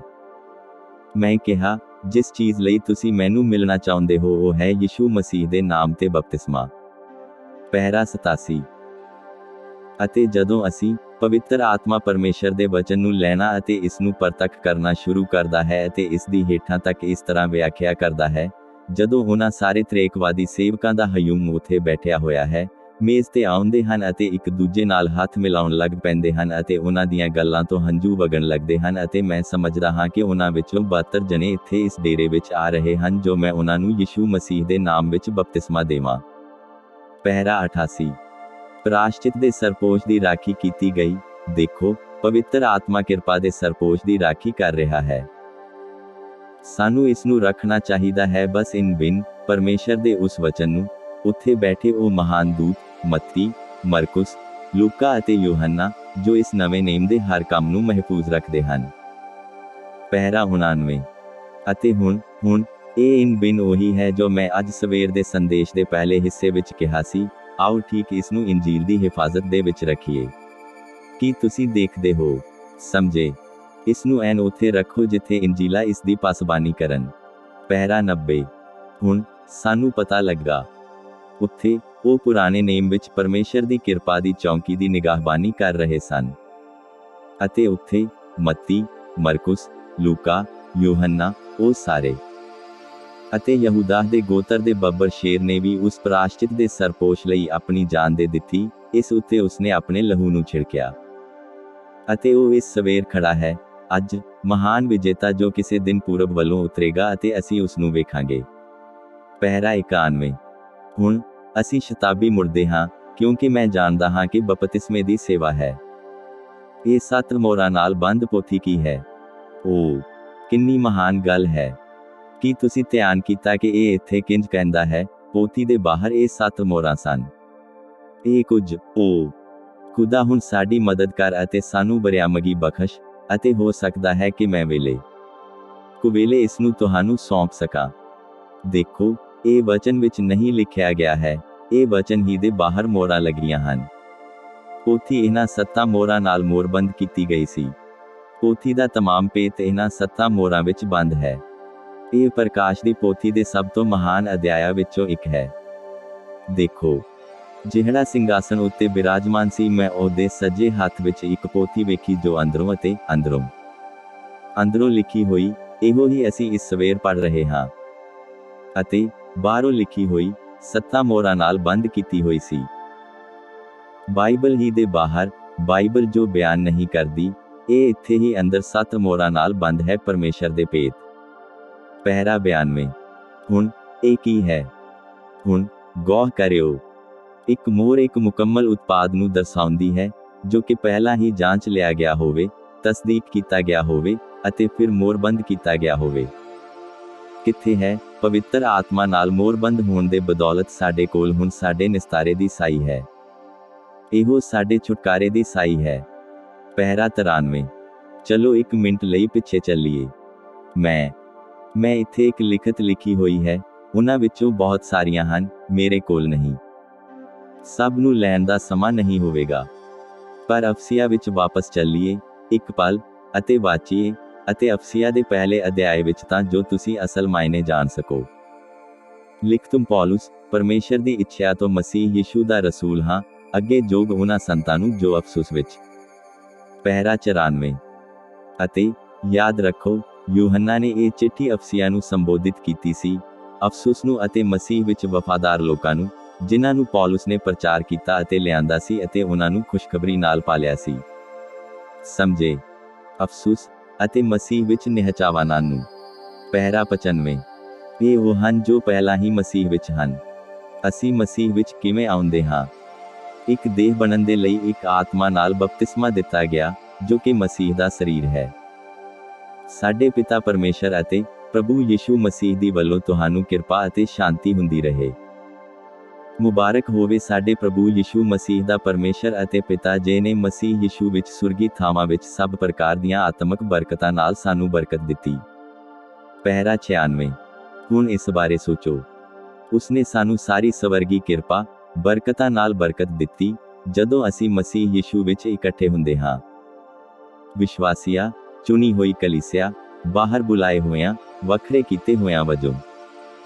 ਉਸਨੇ ਆਪਣੇ ਪਵਿੱਤਰ ਆਤਮਾ ਦੁਆਰਾ ਸਾਡੇ ਉੱਤੇ ਮੋਹਰ ਲਗਾਈ, ਅਤੇ ਹੁਣ ਸਾਡੇ ਲਈ ਉਹ ਸਾਰੀਆਂ ਚੀਜ਼ਾਂ ਪ੍ਰਗਟ ਕਰ ਰਿਹਾ ਹੈ ਜੋ ਸਾਡੇ ਲਈ ਭਵਿੱਖ ਵਿੱਚ ਹੋਣ ਵਾਲੀਆਂ ਹਨ। ਹੁਣ ਅਸੀਂ 7 ਮੋਹਰਾਂ ਤੱਕ ਆਏ ਹਾਂ। ਜਿਵੇਂ ਉਹਨੇ ਸਾਨੂੰ ਜਗਤ ਦੀ ਨੀਂਹ ਧਰਨ ਤੋਂ ਅੱਗੋਂ ਹੀ ਉਸ ਵਿੱਚ ਚੁਣ ਲਿਆ, ਪਈ ਅਸੀਂ ਪ੍ਰੇਮ ਵਿੱਚ ਪਵਿੱਤਰ ਅਤੇ ਨਿਰਮਲ ਹੋਈਏ। ਉਹਨੇ ਜੋ ਆਪਣੀ ਨੇਕ ਇਰਾਦੇ ਦੇ ਅਨੁਸਾਰ ਮਸੀਹ ਦੇ ਰਾਹੀਂ ਆਪਣੇ ਲਈ ਸਾਨੂੰ ਲੇਪਾਲਕ ਪੁੱਤਰ ਹੋਣ ਨੂੰ ਅੱਗੋਂ ਹੀ ਠਹਿਰਾਇਆ। ਪਹਿਰਾ 97। ਇਹ ਕਿੰਨਾ ਖੂਬਸੂਰਤ ਸੰਕਲਪ ਹੈ। ਆਓ ਸਿਰਫ ਇੱਕ ਮਿੰਟ ਪੜ੍ਹੀਏ। ਮੈਂ ਇੱਥੇ ਖਾਸ ਤੌਰ ਤੇ 12ਵੀਂ ਆਇਤ ਅਤੇ 13ਵੀਂ, 14ਵੀਂ ਆਇਤ ਤੇ ਗੌਰ ਕਰਨਾ ਚਾਹੁੰਦਾ ਹਾਂ। ਭਈ ਅਸੀਂ ਜਿਨ੍ਹਾਂ ਪਹਿਲਾਂ ਉਸ ਉੱਤੇ ਆਸ ਕੀਤੀ ਸੀ ਉਹਦੀ ਮਹਿਮਾ ਦੀ ਉਸਤਤ ਹੋਈਏ। ਉਸ ਵਿੱਚ ਜਿਸ ਵੇਲੇ ਤੁਸਾਂ ਸੱਚਾਈ ਦੇ ਵਚਨ ਅਰਥਾਤ ਆਪਣੀ ਮੁਕਤੀ ਦੀ ਖੁਸ਼ਖਬਰੀ ਸੁਣੀ ਅਤੇ ਉਸ ਵਿੱਚ ਫਿਰ ਨਿਹਚਾ ਪੀ ਕੀਤੀ, ਤਾਂ ਵਾਅਦੇ ਦੇ ਪਵਿੱਤਰ ਆਤਮਾ ਨਾਲ ਤੁਹਾਡੇ ਉੱਤੇ ਵੀ ਮੋਹਰ ਲੱਗੀ। ਪਹਿਰਾ 98। ਫਿਰ ਤੁਸਾਂ ਨਿਹਚਾ ਕੀਤੀ। ਓ ਮੇਰੇ ਬੈਪਟਿਸਟ ਭਰਾ, ਤੁਸੀਂ ਕਿਵੇਂ ਕਹਿ ਸਕਦੇ ਹੋ ਕਿ ਅਜਿਹਾ ਨਹੀਂ ਹੈ? ਤੁਸੀਂ ਕਹਿੰਦੇ ਹੋ ਤੁਹਾਨੂੰ ਪਵਿੱਤਰ ਆਤਮਾ ਮਿਲਿਆ ਜਦੋਂ ਤੁਸਾਂ ਨਿਹਚਾ ਕੀਤੀ। ਇਹਨੇ ਕਿਹਾ, ਫਿਰ ਤੁਸਾਂ ਨਿਹਚਾ ਕੀਤੀ ਤਾਂ ਵਾਅਦੇ ਦੇ ਪਵਿੱਤਰ ਆਤਮਾ ਨਾਲ ਤੁਹਾਡੇ ਉੱਤੇ ਮੋਹਰ ਵੀ ਲੱਗੀ। ਗੌਰ ਤਲਬ ਕਰਨਾ, ਇਹ ਪਰਮੇਸ਼ਰ ਦੇ ਨਿਜ ਦਿਆਂ ਲੋਕਾਂ ਦੇ ਨਿਸਤਾਰੇ ਦੇ ਲਈ ਸਾਡੇ ਅਧਿਕਾਰ ਦੀ ਸਾਈ ਹੈ ਕਿ ਉਹਦੀ ਮਹਿਮਾ ਦੀ ਉਸਤਤ ਹੋਵੇ। ਪਹਿਰਾ 99। ਹੁਣ ਸਾਨੂੰ ਪਤਾ ਲੱਗਾ ਕਿ ਇੱਕ ਮੋਹਰ ਦਾ ਮਤਲਬ ਹੈ ਕਿ ਇਹ ਪਰਮੇਸ਼ਰ ਸੰਗ ਇੱਕ ਮੁਕੰਮਲ ਵਸਤੂ ਹੈ, ਇਸ ਦਾ ਪਹਿਲਾਂ ਹੀ ਨਿਪਟਾਰਾ ਹੋ ਚੁੱਕਾ ਹੈ ਅਤੇ ਹਰੇਕ ਵਿਸ਼ਵਾਸੀ ਉੱਤੇ ਮੁੱਢ ਤੋਂ ਹੀ ਇਸ ਵਾਅਦੇ ਦੀ ਮੋਹਰ ਲੱਗੀ ਹੋਈ ਸੀ, ਕਿਉਂਕਿ ਜਗਤ ਦੀ ਨੀਂਹ ਧਰਨ ਤੋਂ ਅੱਗੋਂ ਹੀ ਸਾਨੂੰ ਲਿਪਾਲਕ ਪੁੱਤਰ ਹੋਣ ਲਈ ਪਹਿਲਾਂ ਹੀ ਠਹਿਰਾਇਆ ਸੀ। ਜਗਤ ਦੀ ਨੀਂਹ ਧਰਨ ਤੋਂ ਅੱਗੋਂ ਹੀ। ਉਹ ਨਿਰਾਲੀ ਆਸ ਹੈ। ਇਹ ਸਾਨੂੰ ਸਥਿਰ ਰੱਖਦੀ ਅਤੇ ਯਕੀਨੀ ਬਣਾਉਂਦੀ ਹੈ। ਜਾਨ ਦਾ ਲੰਗਰ ਹੈ ਜੋ ਇੱਧਰ ਅਤੇ ਉੱਧਰ ਨਾ ਡੋਲੀਏ, ਪਰ ਲੰਗਰ ਮਸੀਹ ਵਿੱਚ ਪਾਇਆ ਹੈ, ਇੱਕ ਆਸ ਜਿਸ ਦਾ ਪੱਕਾ ਭਰੋਸਾ ਹੈ। ਸਾਨੂੰ ਜਗਤ ਦੀ ਨੀਂਹ ਧਰਨ ਤੋਂ ਅੱਗੋਂ ਹੀ ਯਿਸੂ ਮਸੀਹ ਵਿੱਚ ਲਿਪਾਲਕ ਪੁੱਤਰ ਹੋਣ ਲਈ ਪਹਿਲਾਂ ਤੋਂ ਹੀ ਠਹਿਰਾਇਆ। ਉਹ ਕਿੰਨਾ ਸ਼ਾਨਦਾਰ ਹੈ। ਮੈਂ ਇਸ ਨੂੰ ਪ੍ਰੇਮ ਕਰਦਾ ਹਾਂ, ਪਰਮੇਸ਼ਰ ਦੇ ਨਾਲ ਮੁਕੰਮਲ ਕੰਮ। ਪਹਿਰਾ 100। ਹੁਣ ਮੈਨੂੰ ਬਸ ਇੱਕ ਹੋਰ ਲਿਖਤ ਦਾ ਹਵਾਲਾ ਤੁਹਾਨੂੰ ਦੇਣ ਦਿਓ। ਸਭਨਾਂ ਨੂੰ ਜਿਨ੍ਹਾਂ ਨੂੰ ਉਸਨੇ ਪਹਿਲਾਂ ਤੋਂ ਜਾਣਿਆ ਸੀ, ਉਸਨੇ ਸੱਦਿਆ ਵੀ, ਸਭ ਜਿਨ੍ਹਾਂ ਨੂੰ ਉਸਨੇ ਸੱਦਿਆ, ਧਰਮੀ ਵੀ ਠਹਿਰਾਇਆ, ਸਭ ਜਿਨ੍ਹਾਂ ਨੂੰ ਧਰਮੀ ਵੀ ਠਹਿਰਾਇਆ, ਉਹਨਾਂ ਨੂੰ ਵਡਿਆਈ ਵੀ ਦਿੱਤੀ। ਮੁੱਢ ਤੋਂ ਹੀ ਪੂਰੀ ਰੀਤੀ ਨਾਲ ਪਰਮੇਸ਼ਰ ਆਪਣੇ ਮਹਾਨ ਅਨਾਦੀ ਮਨ ਵਿੱਚ ਆਪਣੀ ਕਲੀਸਿਆ ਨੂੰ ਅੱਗੋਂ ਹੀ ਵੇਖ ਲੈਂਦਾ ਹੈ ਅਤੇ ਯਿਸੂ ਮਸੀਹ ਵਿੱਚ ਲਿਪਾਲਕ ਬੱਚੇ ਹੋਣ ਲਈ ਅੱਗੋਂ ਹੀ ਠਹਿਰਾ ਦਿੰਦਾ ਹੈ, ਯੁੱਗ ਦੇ ਅੰਤ ਵਿੱਚ ਉਹਨਾਂ ਨੂੰ ਅਨੰਤ ਜੀਵਨ ਦੇ ਦੇਣ ਲਈ। ਕਿੰਨੀ ਦਿਲਕਸ਼ ਗੱਲ ਹੈ ਭਾਈ ਨੇਵਿਲ, ਇਸ ਨਾਲ ਮੈਨੂੰ ਬਹੁਤ ਵਧੀਆ ਲੱਗਦਾ ਹੈ। ਕੀ ਇਹ ਤੁਹਾਨੂੰ ਵੀ ਨਹੀਂ? ਓ ਹਾਂ, ਯਿਸੂ ਮਸੀਹ ਦੇ ਲਹੂ ਰਾਹੀਂ ਲਿਪਾਲਕਪਨ। ਪਹਿਰਾ 101।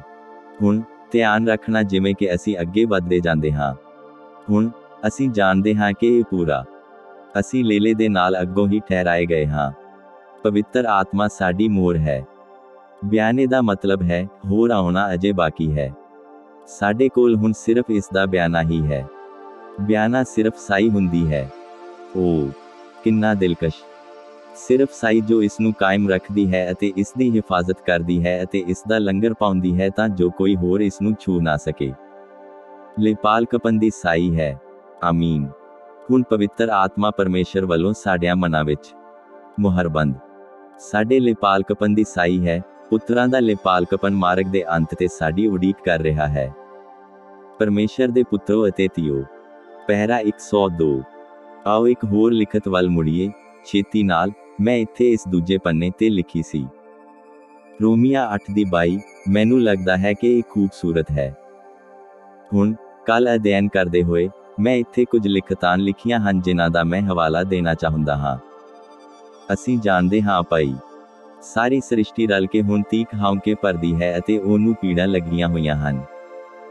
ਅਤੇ ਨਿਰੀ ਉਹ ਤਾਂ ਨਹੀਂ, ਸਗੋਂ ਅਸੀਂ ਆਪ ਵੀ ਜਿਨ੍ਹਾਂ ਨੂੰ ਆਤਮਾ ਦਾ ਪਹਿਲਾ ਫਲ ਮਿਲਿਆ ਆਪਣੇ ਆਪ ਵਿੱਚ ਹੌਂਕੇ ਭਰਦੇ ਹਾਂ ਅਤੇ ਪੁੱਤਰ ਹੋਣ ਦੀ ਅਰਥਾਤ ਆਪਣੀ ਦੇਹੀ ਦੇ ਨਿਸਤਾਰੇ ਦੀ ਉਡੀਕ ਵਿੱਚ ਬੈਠੇ ਹਾਂ। ਪਹਿਰਾ 103। ਓ ਕੀ ਤੁਸੀਂ ਇਸ ਨੂੰ ਦੇਖਦੇ ਹੋ? ਪੌਲੁਸ ਨੇ ਕਿਹਾ, ਸਾਰੀ ਸ੍ਰਿਸ਼ਟੀ ਹੌਂਕੇ ਭਰ ਰਹੀ ਹੈ। ਸਭ ਕੁਝ ਹੌਂਕੇ ਭਰ ਰਿਹਾ ਹੈ। ਰੁੱਖਾਂ ਨੂੰ ਦੇਖੋ ਕਿ ਉਹ ਕਿਵੇਂ ਸੰਘਰਸ਼ ਕਰਦੇ ਹਨ। ਫੁੱਲਾਂ ਨੂੰ ਦੇਖੋ ਕਿਵੇਂ ਉਹ ਜ਼ਿੰਦਗੀ ਲਈ ਸੰਘਰਸ਼ ਕਰਦੇ ਹਨ। ਮਹਿਜ਼ ਪਾਲੇ ਵਿੱਚ ਉਹਨਾਂ ਨੂੰ ਬਿਖਰਨਾ ਪੈਂਦਾ ਹੈ। ਰੁੱਖਾਂ ਨੂੰ ਦੇਖੋ ਕਿ ਕਿਵੇਂ ਉਹ ਪਰਮੇਸ਼ਰ ਦੀਆਂ ਤਾਰੀਫਾਂ ਗਾਉਣ ਵਾਸਤੇ ਆਪਣੀਆਂ ਟਹਿਣੀਆਂ ਸਾਂਭਣ ਦੀ ਜਦਦੋਜਹਿਦ ਕਰਦੇ ਹਨ। ਵੇਖਿਆ, ਹਰ ਚੀਜ਼, ਸਾਰੀ ਕਾਇਨਾਤ, ਸਾਰੇ ਜਾਨਵਰ, ਸਾਰੇ ਪੰਛੀ, ਕਿਵੇਂ ਉਹ ਦੁਸ਼ਮਣ ਤੋਂ ਜਲਦ ਹੀ ਉਡਾਰੀ ਮਾਰ ਜਾਂਦੇ ਹਨ ਅਤੇ ਛੁੱਟ ਜਾਂਦੇ ਹਨ। ਹਰ ਚੀਜ਼ ਹੌਂਕੇ ਭਰਦੀ ਹੈ। ਅਤੇ ਅਸੀਂ ਆਪ, ਪੌਲੁਸ ਨੇ ਕਿਹਾ, ਅਸੀਂ ਵੀ ਉਹਨਾਂ ਨਾਲ ਮਿਲ ਕੇ ਹੌਂਕੇ ਭਰਦੇ ਹਾਂ, ਕਿਉਂਕਿ ਅਸੀਂ ਆਪਣੇ ਦੇਹ ਦੇ ਛੁਟਕਾਰੇ ਦੀ ਉਡੀਕ ਕਰ ਰਹੇ ਹਾਂ। ਪਹਿਰਾ 104। ਪਰ ਹੁਣ ਉਹ ਹੁਣ ਤੱਕ ਉਹਨਾਂ ਸਾਰੇ ਸਾਲਾਂ ਦੌਰਾਨ ਕਰਦੇ ਸਨ। ਹੁਣ ਸਾਡੇ ਕੋਲ ਵਿਰਾਸਤ ਦੀ ਸਾਈ ਹੈ। ਓ ਮੇਰੇ, ਸਾਡੇ ਕੋਲ ਕੀ ਹੈ? ਸਾਡੇ ਕੋਲ ਸਬੂਤ ਹੈ ਕਿ ਪਰਮੇਸ਼ਰ ਜਿਉਂਦਾ ਹੈ। ਸਾਡੇ ਕੋਲ ਸਬੂਤ ਹੈ ਕਿ ਖੁਦਾ ਸਾਡੇ ਨਾਲ ਹੈ। ਸਾਡੇ ਕੋਲ ਇਸ ਗੱਲ ਦਾ ਸਬੂਤ ਹੈ ਕਿ ਪਰਮੇਸ਼ਰ ਨੇ ਸਾਨੂੰ ਤਿਆਗਿਆ ਨਹੀਂ ਹੈ, ਕਿ ਅਸੀਂ ਉਸ ਦੇ ਹਾਂ ਅਤੇ ਉਹ ਸਾਡਾ ਹੈ, ਕਿਉਂਕਿ ਅਸੀਂ ਸਾਡੇ ਸਰੀਰਾਂ ਵਿੱਚ ਹੁਣ ਅਸੀਂ ਪਰਮੇਸ਼ਰ ਦੇ ਪਵਿੱਤਰ ਆਤਮਾ ਨੂੰ ਵਾਸ ਕਰਨ ਦਿੰਦੇ ਹਾਂ ਜੋ ਪੁਕਾਰਦਾ ਹੈ, ਅੱਬਾ ਪਿਤਾ, ਅਤੇ ਕੁਝ ਵੀ ਇਸ ਨੂੰ ਦੂਰ ਨਹੀਂ ਕਰ ਸਕਦਾ ਹੈ। ਸਾਡਾ ਲੰਗਰ ਮਸੀਹ ਵਿੱਚ ਹੈ। ਪਹਿਰਾ 105। ਹੁਣ ਰੁੱਖਾਂ ਕੋਲ ਇਹ ਨਹੀਂ ਹੈ, ਕੁਦਰਤ ਕੋਲ ਇਹ ਨਹੀਂ ਹੈ, ਸਗੋਂ ਫਿਰ ਵੀ ਅਸੀਂ ਉਹਨਾਂ ਨਾਲ ਹੌਂਕੇ ਭਰ ਰਹੇ ਹਾਂ ਕਿਉਂਕਿ ਅਜੇ ਤੱਕ ਸਾਨੂੰ ਲੇਪਾਲਕਪਨ ਦੀ ਸੰਪੂਰਨਤਾ ਪ੍ਰਾਪਤ ਨਹੀਂ ਹੋਈ। ਪਰ ਸਾਨੂੰ ਇਸ ਦੀ ਸਾਈ ਮਿਲੀ ਹੈ ਕਿ ਅਸੀਂ ਸੰਸਾਰ ਦੀਆਂ ਵਸਤਾਂ ਵਿੱਚੋਂ ਉਠਾਏ ਗਏ ਅਤੇ ਹੁਣ ਪਰਮੇਸ਼ਰ ਦੇ ਪੁੱਤਰ ਅਤੇ ਧੀਆਂ ਬਣ ਗਏ ਹਾਂ। ਸਾਨੂੰ ਕਿਹੋ ਜਿਹੇ ਲੋਕ ਹੋਣਾ ਚਾਹੀਦਾ ਹੈ। ਓ ਮੇਰਿਆ, ਜਦੋਂ ਅਸੀਂ ਇਸ ਬਾਰੇ ਖਿਆਲ ਕਰਦੇ ਹਾਂ, ਇਸ ਬਾਰੇ ਸੋਚੋ। ਪਹਿਰਾ 106। ਹੁਣ ਸਾਡੇ ਕੋਲ ਸਾਈ ਹੈ, ਸਾਡਾ ਆਤਮਾ ਪੂਰਨ ਲੇਪਾਲਕਪਨ ਲਈ ਹੌਂਕੇ ਭਰਦਾ ਹੈ, ਪਰ ਹੁਣ ਸਾਡੇ ਕੋਲ ਇਸ ਦੀ ਸਾਈ ਹੈ। ਹੁਣ ਜਦੋਂ ਅਸੀਂ ਪਵਿੱਤਰ ਆਤਮਾ ਹਾਸਲ ਕਰਦੇ ਹਾਂ, ਇਹ ਪੂਰਨ ਲੇਪਾਲਕਪਨ ਜਾਂ ਸੰਪੂਰਨ ਨਜ਼ਾਤ ਦੀ ਸਾਈ ਹੈ। ਓ ਕਿੰਨਾ ਖੂਬਸੂਰਤ ਹੈ। ਮੈਂ ਬਸ ਇਸ ਨੂੰ ਪ੍ਰੇਮ ਕਰਦਾ ਹਾਂ। ਸਭ ਸਹੀ ਹੈ। ਪਹਿਰਾ 107।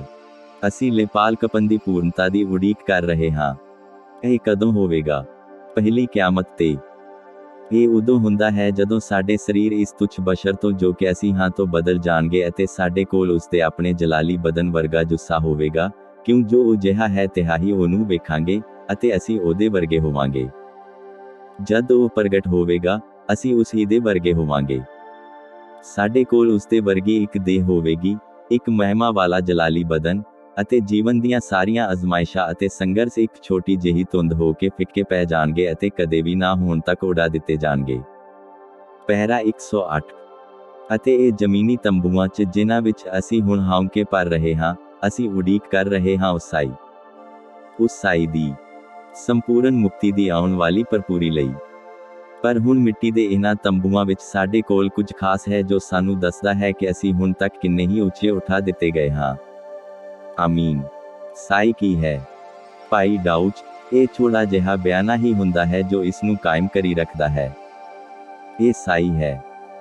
ਹੁਣ ਇੱਕ ਵਾਰ ਜਦੋਂ ਅਸੀਂ ਸੰਸਾਰ ਦੀਆਂ ਵਸਤਾਂ ਨਾਲ ਮੋਹ ਕੀਤਾ, ਇੱਕ ਵਾਰ ਜਦੋਂ ਅਸੀਂ ਪਾਪ ਕੀਤਾ ਅਤੇ ਸੰਸਾਰ ਦੀਆਂ ਚੀਜ਼ਾਂ ਕਰਨ ਲਈ ਤੁਰ ਗਏ, ਅਤੇ ਪਰਮੇਸ਼ਰ ਦੀ ਪਰਵਾਹ ਨਾ ਕੀਤੀ, ਅਸੀਂ ਉਸ ਤੋਂ ਅਜਨਬੀ ਹੋ ਗਏ, ਮਸੀਹ ਤੋਂ ਬਿਨਾਂ, ਪਰਮੇਸ਼ਰ ਤੋਂ ਬਗੈਰ ਹੀ, ਸੰਸਾਰ ਵਿੱਚ। ਹੁਣ ਪਰਮੇਸ਼ਰ ਨੇ ਆਪਣਾ ਪਵਿੱਤਰ ਆਤਮਾ ਭੇਜਿਆ ਹੈ ਅਤੇ ਉਸ ਦੁਆਰਾ ਅਸੀਂ ਉਹਨਾਂ ਚੀਜ਼ਾਂ ਤੋਂ ਉੱਚੇ ਉਠਾ ਦਿੱਤੇ ਗਏ ਹਾਂ। ਹੁਣ ਸਾਡੇ ਕੋਲ ਸਾਈ ਹੈ, ਜੋ ਅਸੀਂ ਜਾਣਦੇ ਹਾਂ ਕਿ ਅਸੀਂ ਮੌਤ ਤੋਂ ਪਾਰ ਲੰਘ ਕੇ ਜਿਉਣ ਵਿੱਚ ਜਾ ਪੁੱਜੇ ਹਾਂ। ਆਮੀਨ। ਪਹਿਰਾ 109। ਇੱਥੇ, ਜਿਵੇਂ ਕਿ ਮੈਂ ਇਸ ਨੂੰ ਇਸ ਰੀਤੀ ਪੇਸ਼ ਕਰਨ ਦੀ ਕੋਸ਼ਿਸ਼ ਕਰ ਰਿਹਾ ਸੀ। ਹੇਠਾਂ ਇੱਥੇ ਤਲ ਤੇ, ਇਹ ਹੈ ਜਿੱਥੇ ਆਮ ਪਾਪੀ ਦੌੜਦਾ ਹੈ। ਹੁਣ ਮਸੀਹੀ ਇਸ ਤੋਂ ਥੋੜਾ ਜਿਹਾ ਉੱਪਰ ਉੱਠਦਾ ਹੈ, ਉਹ ਉਸ ਸਭ ਮਾਦੇ ਤੋਂ ਉੱਪਰ ਉੱਠ ਜਾਂਦਾ ਹੈ। ਇਹ ਉਸ ਦੇ ਛੁਟਕਾਰੇ ਦੀ ਸਾਈ ਹੈ। ਪਹਿਰਾ 110। ਹੁਣ ਤਾਂ ਜੋ ਤੁਸੀਂ ਜਾਣ ਸਕੋ ਕਿ ਕਦੋਂ ਦਰਸ਼ਨ ਤੁਹਾਡੇ ਨਾਲ ਕੀ ਕਰਦੇ ਹਨ। ਖੁਦਾ ਮੇਰਾ ਨਿਆਂਈ ਹੋਣ ਦੇ ਨਾਤੇ, ਸੋ ਮੇਰੀ ਮਦਦ ਕਰੇ, ਮੈਂ ਕਦੇ ਵੀ ਕਿਸੇ ਹੋਰ ਦੀ ਖਵਾਹਿਸ਼ ਨਹੀਂ ਰੱਖੀ। ਵੇਖੋ, ਕਿਉਂਕਿ ਮੈਂ ਵੇਖਦਾ ਹਾਂ ਕਿ ਇਹ ਕੀ ਕਰਦਾ ਹੈ, ਜੇ ਇਹ ਹੁੰਦਾ ਹੈ, ਤਾਂ ਮੈਂ ਇਸ ਨੂੰ ਆਪਣੇ ਤੱਕ ਸੀਮਿਤ ਰੱਖਾਂਗਾ। ਲੋਕ ਅਜਿਹੀ ਸੇਵਕਾਈ ਲਈ ਤਿਆਰ ਨਹੀਂ ਹਨ, ਸੋ ਤੁਸੀਂ ਬਸ ਇਸ ਨੂੰ ਜਾਣ ਦਿਓ, ਤੁਸੀਂ ਜਾਣੋ, ਇੱਥੋਂ ਵਾਪਸ ਚਲੇ ਜਾਓ। ਪਰ ਜੇਕਰ ਮੈਂ ਕਦੇ ਦੁਬਾਰਾ ਮੈਦਾਨ ਵਿੱਚ ਆਉਂਦਾ ਹਾਂ, ਤਾਂ ਮੈਂ ਇੱਕ ਪ੍ਰਚਾਰਕ ਬਣ ਕੇ ਹੀ ਰਹਾਂਗਾ। ਪਰ ਇੱਥੇ ਦੇਖੋ, ਇੱਥੇ ਵਾਪਸ ਆ ਕੇ, ਇੱਥੇ ਉੱਪਰ, ਤੁਸੀਂ ਇੱਥੇ ਸਵਰਗ ਦੇ ਵਿੱਚ ਉੱਪਰ ਇਸ ਥਾਂ ਜਾਂਦੇ ਹੋ। ਤੁਸੀਂ ਉੱਥੇ ਉਹਨਾਂ ਅਯਾਮਾਂ ਵਿੱਚ ਰਾਸਤੀ ਨਾਲ ਜਿਉਂਦੇ ਹੋ। ਤੁਸੀਂ ਉਹਨਾਂ ਵਿੱਚੋਂ ਹਰੇਕ ਚੀਜ਼ ਤੋਂ ਪਾਰ ਚਲੇ ਜਾਂਦੇ ਹੋ ਜਿਨ੍ਹਾਂ ਬਾਰੇ ਮਨੁੱਖ ਸੋਚ ਸਕਦਾ ਹੈ, ਉਹਨਾਂ ਚੋਂ ਸਭ ਚੀਜ਼ਾਂ ਦੇ ਉਸ ਪਾਰ। ਅਤੇ ਇਹ ਤੁਹਾਨੂੰ ਉੱਥੇ ਉਹਨਾਂ ਸਥਾਨਾਂ ਤੱਕ ਲੈ ਆਉਂਦਾ ਹੈ। ਪਹਿਰਾ 111। ਪਰ ਤੁਸੀਂ ਵੇਖਦੇ ਹੋ, ਹੁਣ ਸਾਨੂੰ, ਪਵਿੱਤਰ ਆਤਮਾ ਦੇ ਜ਼ਰੀਏ, ਸਾਡੀ ਵਿਰਾਸਤ ਦੀ ਸਾਈ ਹੈ ਕਿਉਂਕਿ ਅਸੀਂ ਖਲਕਤ ਦੀਆਂ ਚੀਜ਼ਾਂ ਤੋਂ ਉੱਚਾ ਉਠਾਏ ਗਏ। ਅਤੇ ਅਸੀਂ ਜਹਾਨ ਦੇ ਕਿਨਾਰੇ ਯਾਤਰਾ ਕਰਦੇ ਹਾਂ, ਪਰ ਅਸੀਂ ਸੰਸਾਰ ਤੋਂ ਉਤਾਹਾਂ ਉਠਾਏ ਹੋਏ ਹਾਂ। ਕਿ ਭਾਈ ਨੇਵਿਲ, ਰੱਬ ਮਿਹਰਬਾਨ ਹੋਵੇ ਅਤੇ ਜੀਵਤ ਪਰਮੇਸ਼ਰ ਦੀ ਕਲੀਸਿਆ ਨੂੰ ਅਦਾ ਕਰ ਦੇਵੇ। ਪਹਿਰਾ 112।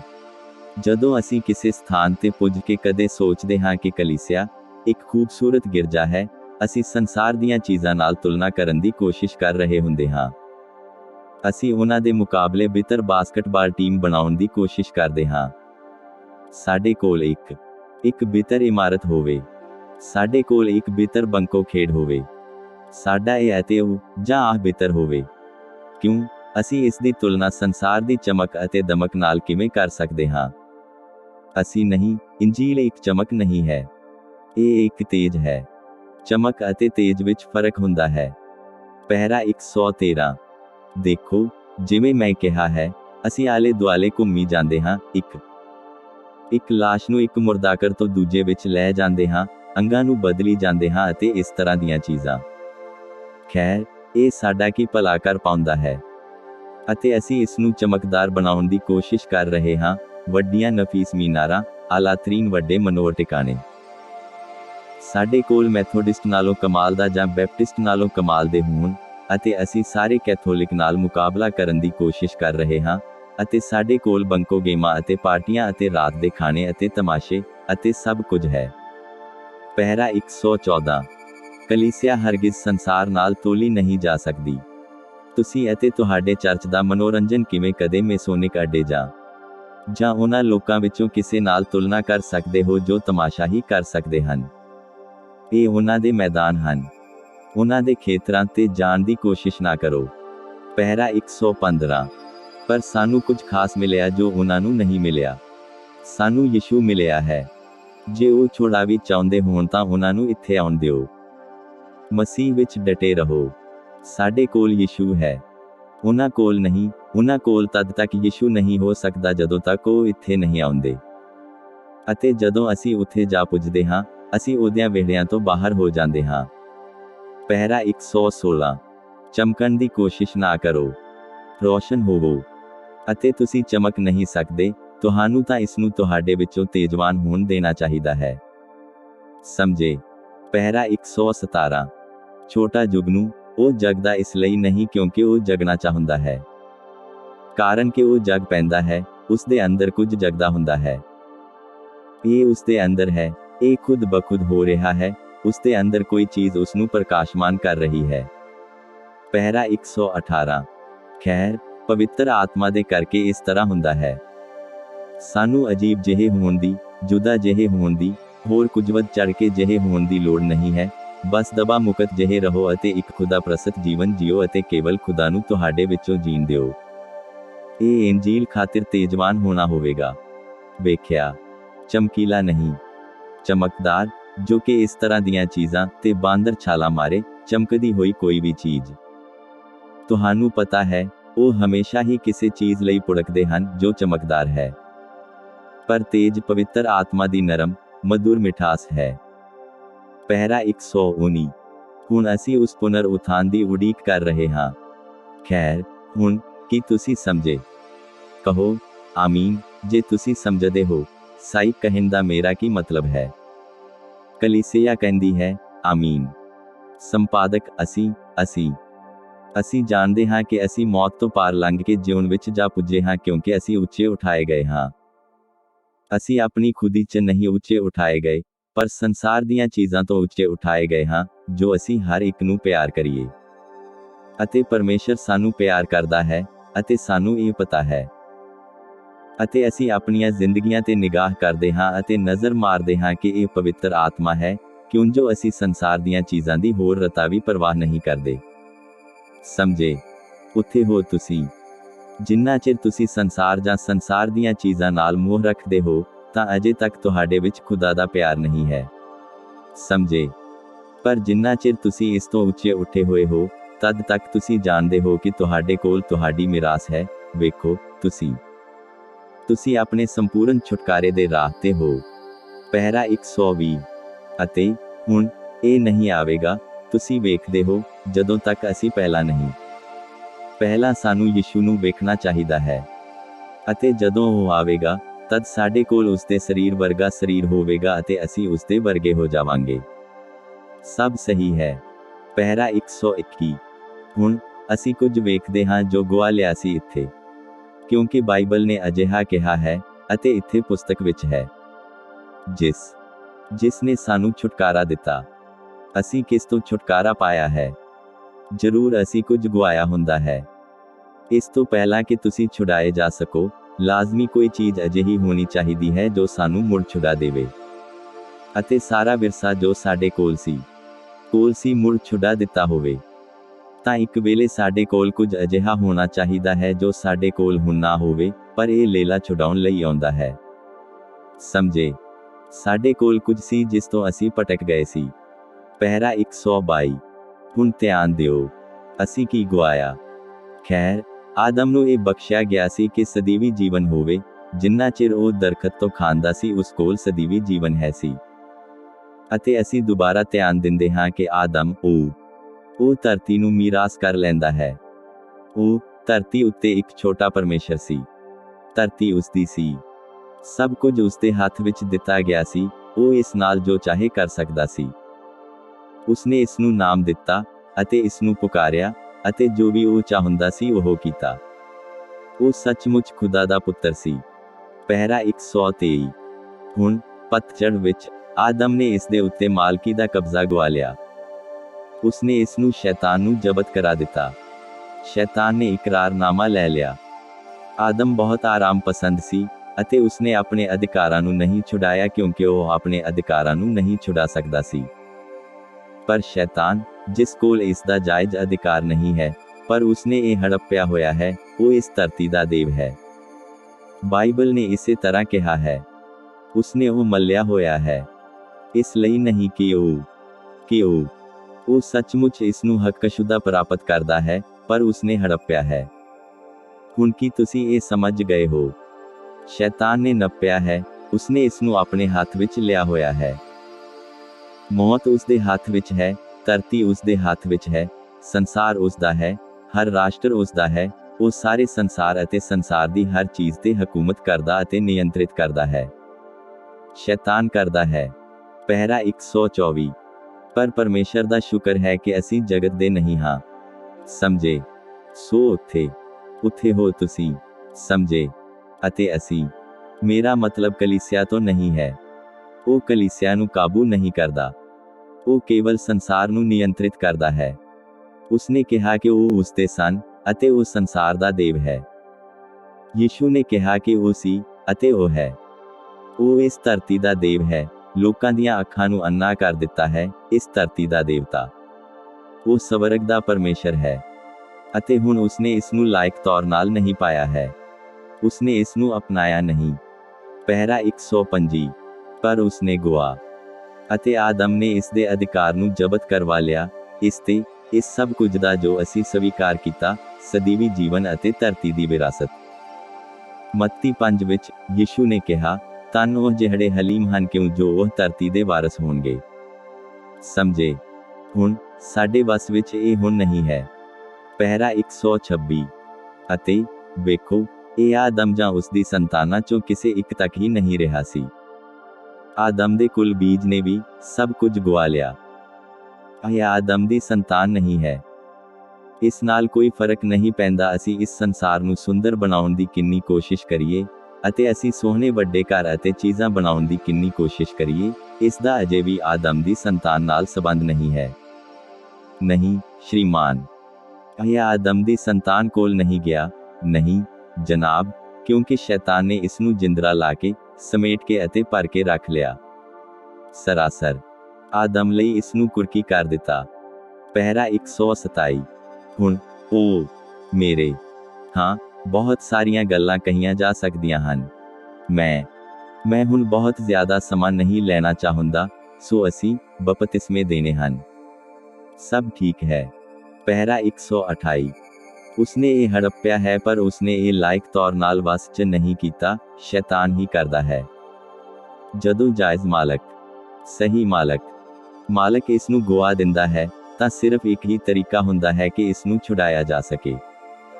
ਹੁਣ ਇੱਕ ਨੇੜੇ ਦੇ ਸਾਕ ਦੇ ਰਾਹੀਂ, ਮਾਤਰ ਉਹੀ ਇੱਕ ਹੈ ਜੋ ਇਸ ਨੂੰ ਬਾਦਸਤੂਰ ਛੁਡਾ ਸਕਦਾ ਹੈ। ਹੁਣ ਬੇਸ਼ੱਕ ਇਹ ਸਾਡੇ ਕੋਲ ਕੁਆਰੀ ਤੋਂ ਪੈਦਾ ਹੋਏ ਯਿਸੂ ਮਸੀਹ ਦੇ ਅੰਦਰ ਹੈ। ਪਹਿਰਾ 129। ਹੁਣ ਮੈਂ ਇੱਥੇ ਕੁਝ ਕਹਿਣਾ ਚਾਹੁੰਦਾ ਹਾਂ। ਪਹਿਲੀ ਗੱਲ ਜਿਸ ਉੱਤੇ ਅਸੀਂ ਪਰਤਣਾ ਚਾਹੁੰਦੇ ਹਾਂ, ਉਹ ਹੈ, ਜੇਕਰ ਅਸੀਂ ਇੱਥੇ ਪੁਰਾਣੇ ਨੇਮ ਵਿੱਚ ਵਾਪਸ ਜਾਈਏ, ਮੇਰਾ ਵਿਸ਼ਵਾਸ ਹੈ ਕਿ ਮੈਨੂੰ ਇਹ ਇੱਥੇ ਕਿਤੇ ਲਿਖਿਆ ਹੋਇਆ ਮਿਲਿਆ ਸੀ, ਲੇਵੀਆ 5 ਵਿੱਚ। ਲੇਵੀਆ 5 ਦੀ 23 ਅਤੇ 24 ਵਿੱਚ, ਤੁਸੀਂ ਛੁਟਕਾਰੇ ਦੇ ਨਿਯਮ ਸਮਝ ਸਕਦੇ ਹੋ, ਤੁਸੀਂ ਜਿਹੜੇ ਖਦੇੜੇ ਜਾ ਰਹੇ ਹੋ।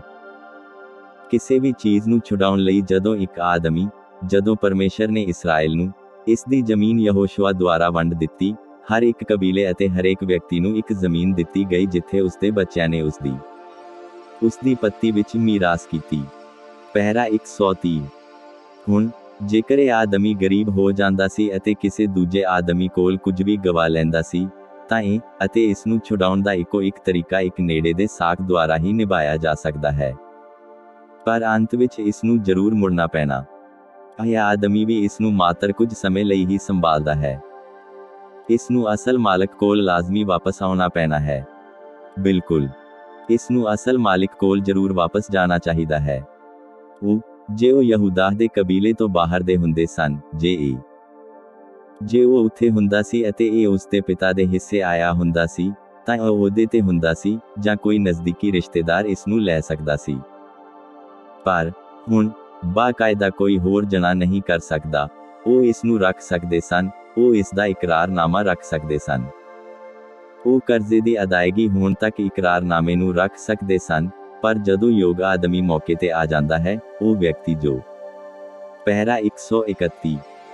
ਮੰਨੋ, ਉਦਾਹਰਣ ਵਜੋਂ, ਜੇ ਮੇਰੇ ਕੋਲ ਜਾਇਦਾਦ ਦਾ ਇੱਕ ਟੁਕੜਾ ਸੀ ਅਤੇ ਮੈਂ ਇਸ ਨੂੰ ਗੁਆ ਦਿੱਤਾ, ਅਤੇ ਮੈਂ ਇਸ ਨੂੰ ਭਾਈ ਨੇਵਿਲ ਨੂੰ ਵੇਚ ਦਿੱਤਾ ਜੋ ਕਿ ਕਿਸੇ ਹੋਰ ਕਬੀਲੇ ਯਹੂਦਾ ਦਾ ਹੈ, ਜਾਂ ਹੋ ਸਕਦਾ ਹੈ ਕਿ ਇਸ ਨੂੰ ਕਿਸੇ ਓਪਰੇ ਨੂੰ ਵੇਚ ਦਿੱਤਾ, ਅਤੇ ਉਸਨੇ ਲਾਇਕ ਤੌਰ ਨਾਲ ਹੀ ਇਸ ਨੂੰ ਪਾਇਆ, ਉਸਨੇ ਕਬਜ਼ਾ ਕੀਤਾ, ਉਹ ਉੱਥੇ ਆ ਸਕਦਾ ਸੀ ਅਤੇ ਇਸ ਦੀ ਖੇਤੀ ਕਰ ਸਕਦਾ ਸੀ ਅਤੇ ਇਸ ਵਿੱਚੋਂ ਜਿਣਸ ਲੈ ਸਕਦਾ ਸੀ, ਅਤੇ ਹੋਰ ਕੁਝ, ਪਰ ਹਕੀਕਤ ਵਿੱਚ ਉਸਨੇ ਸਿਰਫ ਇਕਰਾਰਨਾਮੇ ਨੂੰ ਸੰਭਾਲਿਆ ਹੋਇਆ ਸੀ।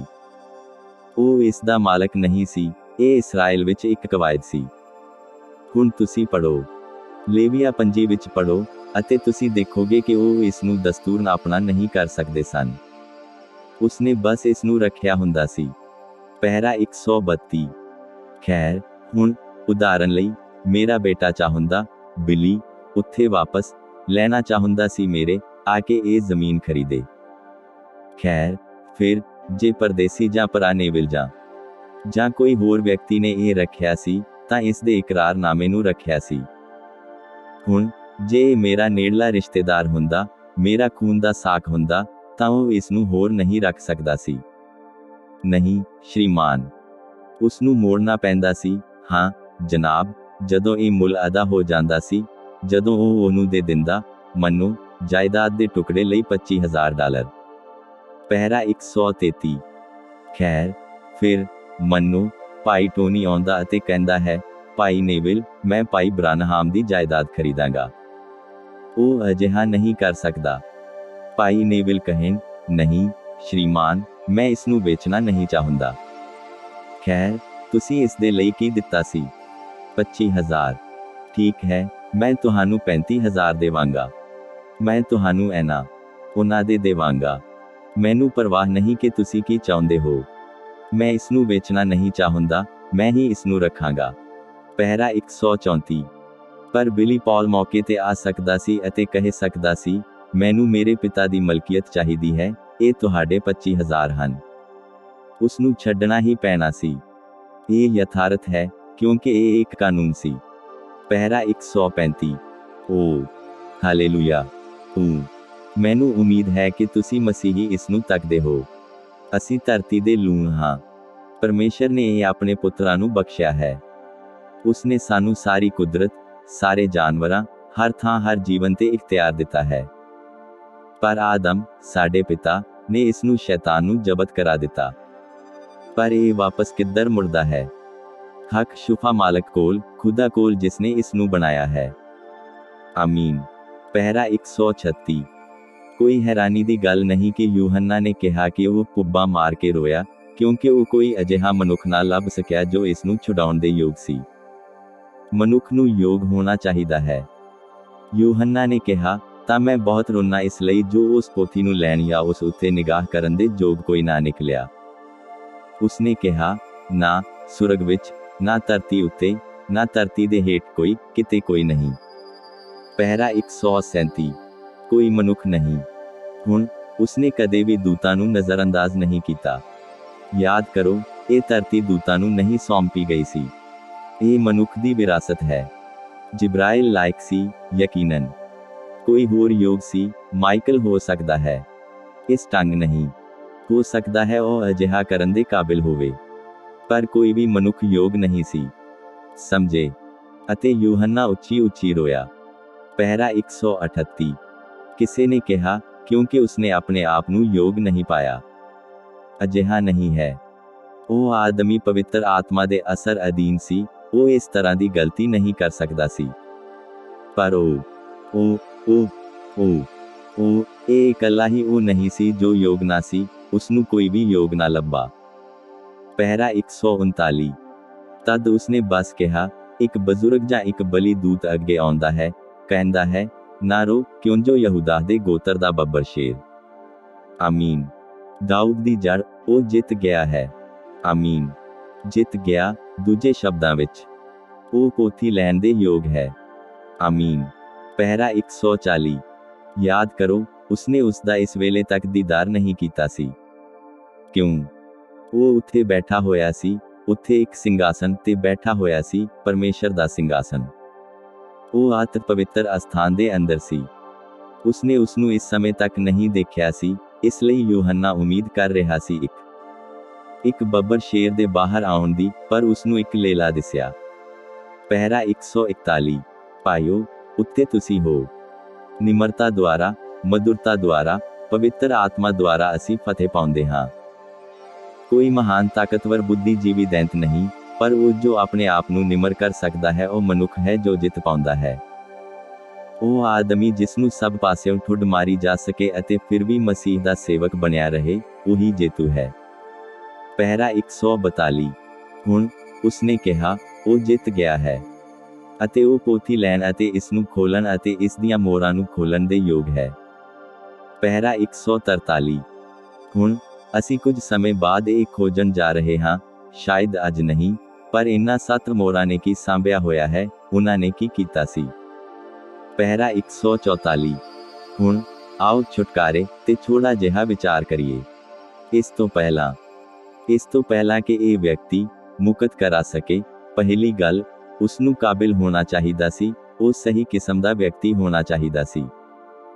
ਸੋ ਇਹ ਉਦੋਂ ਪੂਰਾ ਹੋਇਆ ਜਦੋਂ ਯਿਸੂ ਮਸੀਹ ਪੈਦਾ ਹੋਇਆ, ਇੱਕ ਕੁਆਰੀ ਤੋਂ ਜਨਮਿਆ, ਕਿਉਂਕਿ ਉਹ ਪਰਮੇਸ਼ਰ ਸੀ। ਉਹ ਰੱਬ ਸੀ ਜਿਸ ਨੇ ਖੁਦ ਮਨੁੱਖ ਬਣਾਇਆ ਸੀ, ਉਹ ਮਨੁੱਖੀ ਜਿਸਮ ਵਿੱਚ ਖੁਦਾ ਸੀ। ਉਸਨੇ ਕਾਮਿਲ ਹੋਣਾ ਹੀ ਸੀ ਅਤੇ ਯਿਸੂ ਮਸੀਹ ਦੇ ਖਾਲਸ ਲਹੂ ਨੇ ਉਸ ਨੂੰ ਯੋਗ ਠਹਿਰਾਇਆ। ਹੁਣ ਅਸੀਂ ਇਹ ਖੋਜਦੇ ਹਾਂ, ਜੇ ਤੁਸੀਂ ਇਸ ਦੀ ਲਿਖਤ ਤੇ ਜਾਣਾ ਚਾਹੁੰਦੇ ਹੋ, ਜੇ ਤੁਸੀਂ ਲਿਖਤਾਂ ਨੂੰ ਆਧਾਰ ਬਣਾਉਣਾ ਹੈ, ਪਹਿਲਾ ਪਤਰਸ 1:18-20 ਹੈ। ਉਸਨੇ ਯੋਗ ਹੋਣਾ ਹੀ ਸੀ ਅਤੇ ਉਹ ਹੈ ਸੀ, ਕਿਉਂਕਿ ਉਹਨੇ ਉਸ ਨੂੰ ਮਨੁੱਖ ਦਾ ਸਰੂਪ ਪਹਿਨਾਇਆ ਸੀ। ਉਹ ਮਨੁੱਖ ਬਣ ਗਿਆ, ਰੱਬ ਸਾਡਾ ਨੇੜੇ ਦਾ ਕੁਟੁੰਬੀ ਬਣ ਗਿਆ। ਅਤੇ ਉੱਥੇ ਅਸੀਂ ਫਿਰ ਪਰਮੇਸ਼ਰ ਦਾ ਖੂਬਸੂਰਤ ਹਿੱਸਾ ਵੇਖਦੇ ਹਾਂ ਜੋ ਯਹੋਵਾ ਨੇ ਦੇਹੀ ਤਿਆਰ ਕੀਤੀ ਅਤੇ ਸਾਡੇ ਦਰਮਿਆਨ ਯੋਗ ਮਨੁੱਖ ਵਜੋਂ ਵਾਸ ਕੀਤਾ। ਆਮੀਨ। ਪਹਿਰਾ 145। ਉਹ ਜਿੱਤ ਗਿਆ ਹੈ। ਪਰਮੇਸ਼ਰ ਨੇ ਮਨੁੱਖੀ ਦੇਹ ਦਾ ਰੂਪ ਧਾਰਿਆ, ਉਹ ਜ਼ਮੀਨ ਤੇ ਆਇਆ, ਇੱਕ ਛੋਟਾ ਬਾਲਕ ਪੈਦਾ ਹੋਇਆ ਅਤੇ ਸਾਡੇ ਦਰਮਿਆਨ ਚੱਲਿਆ ਫਿਰਿਆ ਅਤੇ ਆਪਣੇ ਪਵਿੱਤਰ ਲਹੂ ਦੇ ਵਸੀਲੇ ਉਹ ਪ੍ਰਬਲ ਹੋਇਆ। ਪਹਿਰਾ 146। ਹੁਣ ਪੁਰਾਣੇ ਨੇਮ ਵਿੱਚ ਇੱਕ ਆਦਮੀ ਨੇ ਆਪਣੇ ਆਪ ਨੂੰ ਕਿਵੇਂ ਘੋਸ਼ਿਤ ਕਰਨਾ ਹੁੰਦਾ ਸੀ, ਉਹ ਕੀ ਕਰਦਾ ਸੀ? ਉਹ ਇੱਕ ਬਜ਼ੁਰਗ 10 ਬਜ਼ੁਰਗਾਂ ਨੂੰ ਲੈਂਦਾ ਅਤੇ ਫਾਟਕਾਂ ਤੇ ਜਾਂਦਾ ਸੀ ਅਤੇ ਵਾਕਫ ਕਰਵਾਉਂਦਾ ਸੀ ਜੋ ਉਹ ਕਰ ਰਿਹਾ ਹੁੰਦਾ ਸੀ, ਉਸ ਨੂੰ ਛੁਡਾਉਣ ਲਈ ਜੋ ਵੀ ਇਹ ਗਵਾ ਚੁੱਕਾ ਹੁੰਦਾ ਸੀ, ਅਤੇ ਜ਼ਾਹਿਰ ਕਰਦਾ ਸੀ ਜੋ ਵੀ ਉਹ ਹੁੰਦਾ ਸੀ, ਅਤੇ ਉਸ ਦੀ ਸਾਖੀ ਦਿੱਤੀ ਜਾਂਦੀ ਸੀ। ਸਾਨੂੰ ਇੱਥੇ ਸੁੰਦਰ ਕਹਾਣੀ ਮਿਲਦੀ ਹੈ। ਜਿਵੇਂ ਕਿ ਮੇਰੇ ਕੋਲ ਇੱਥੇ ਇੱਕ ਛੋਟਾ ਜਿਹਾ ਨੋਟ ਲਿਖਿਆ ਸੀ। ਇਸ ਸਵੇਰੇ ਘਬਰਾਇਆ ਹੋਇਆ, ਜੋ ਮੈਂ ਇਸ ਨੂੰ ਭੁੱਲ ਨਾ ਜਾਵਾਂ। ਰੂਥ, ਨੇੜੇ ਦਾ ਸਾਕ ਅਤੇ ਬੋਅਜ਼ ਬਾਰੇ। ਬਹੁਤਾ ਸਮਾਂ ਨਹੀਂ ਹੋਇਆ ਅਸੀਂ ਇਸ ਤੇ ਤਫਸੀਲ ਨਾਲ ਗੌਰ ਕੀਤੀ ਸੀ।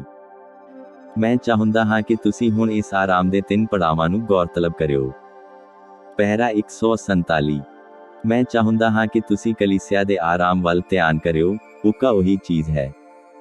ਹੁਣ ਦੇਖੋ, ਪਹਿਲਾ ਸਥਾਨ ਜੋ ਅਸੀਂ ਵੇਖਦੇ ਹਾਂ, ਜਿਵੇਂ ਕਿ ਅਸੀਂ ਉਸ ਸਾਰੇ ਉਪਦੇਸ਼ ਨੂੰ ਪੂਰਾ ਕਰ ਚੁੱਕੇ ਹਾਂ, ਛੁਡਾਉਣ ਵਾਲਾ ਨੇੜੇ ਦਾ ਸਾਕ ਪਰਮੇਸ਼ਰ ਮੁਕਤੀਦਾਤਾ ਬਣਨ ਲਈ ਦੇਹਧਾਰੀ ਹੋਇਆ। ਇੱਥੇ 5ਵੇਂ ਅਧਿਆਏ ਵਿੱਚ ਮਾਤਰ ਉਹ ਇੱਕ ਸੀ ਕਿਹਾ ਗਿਆ।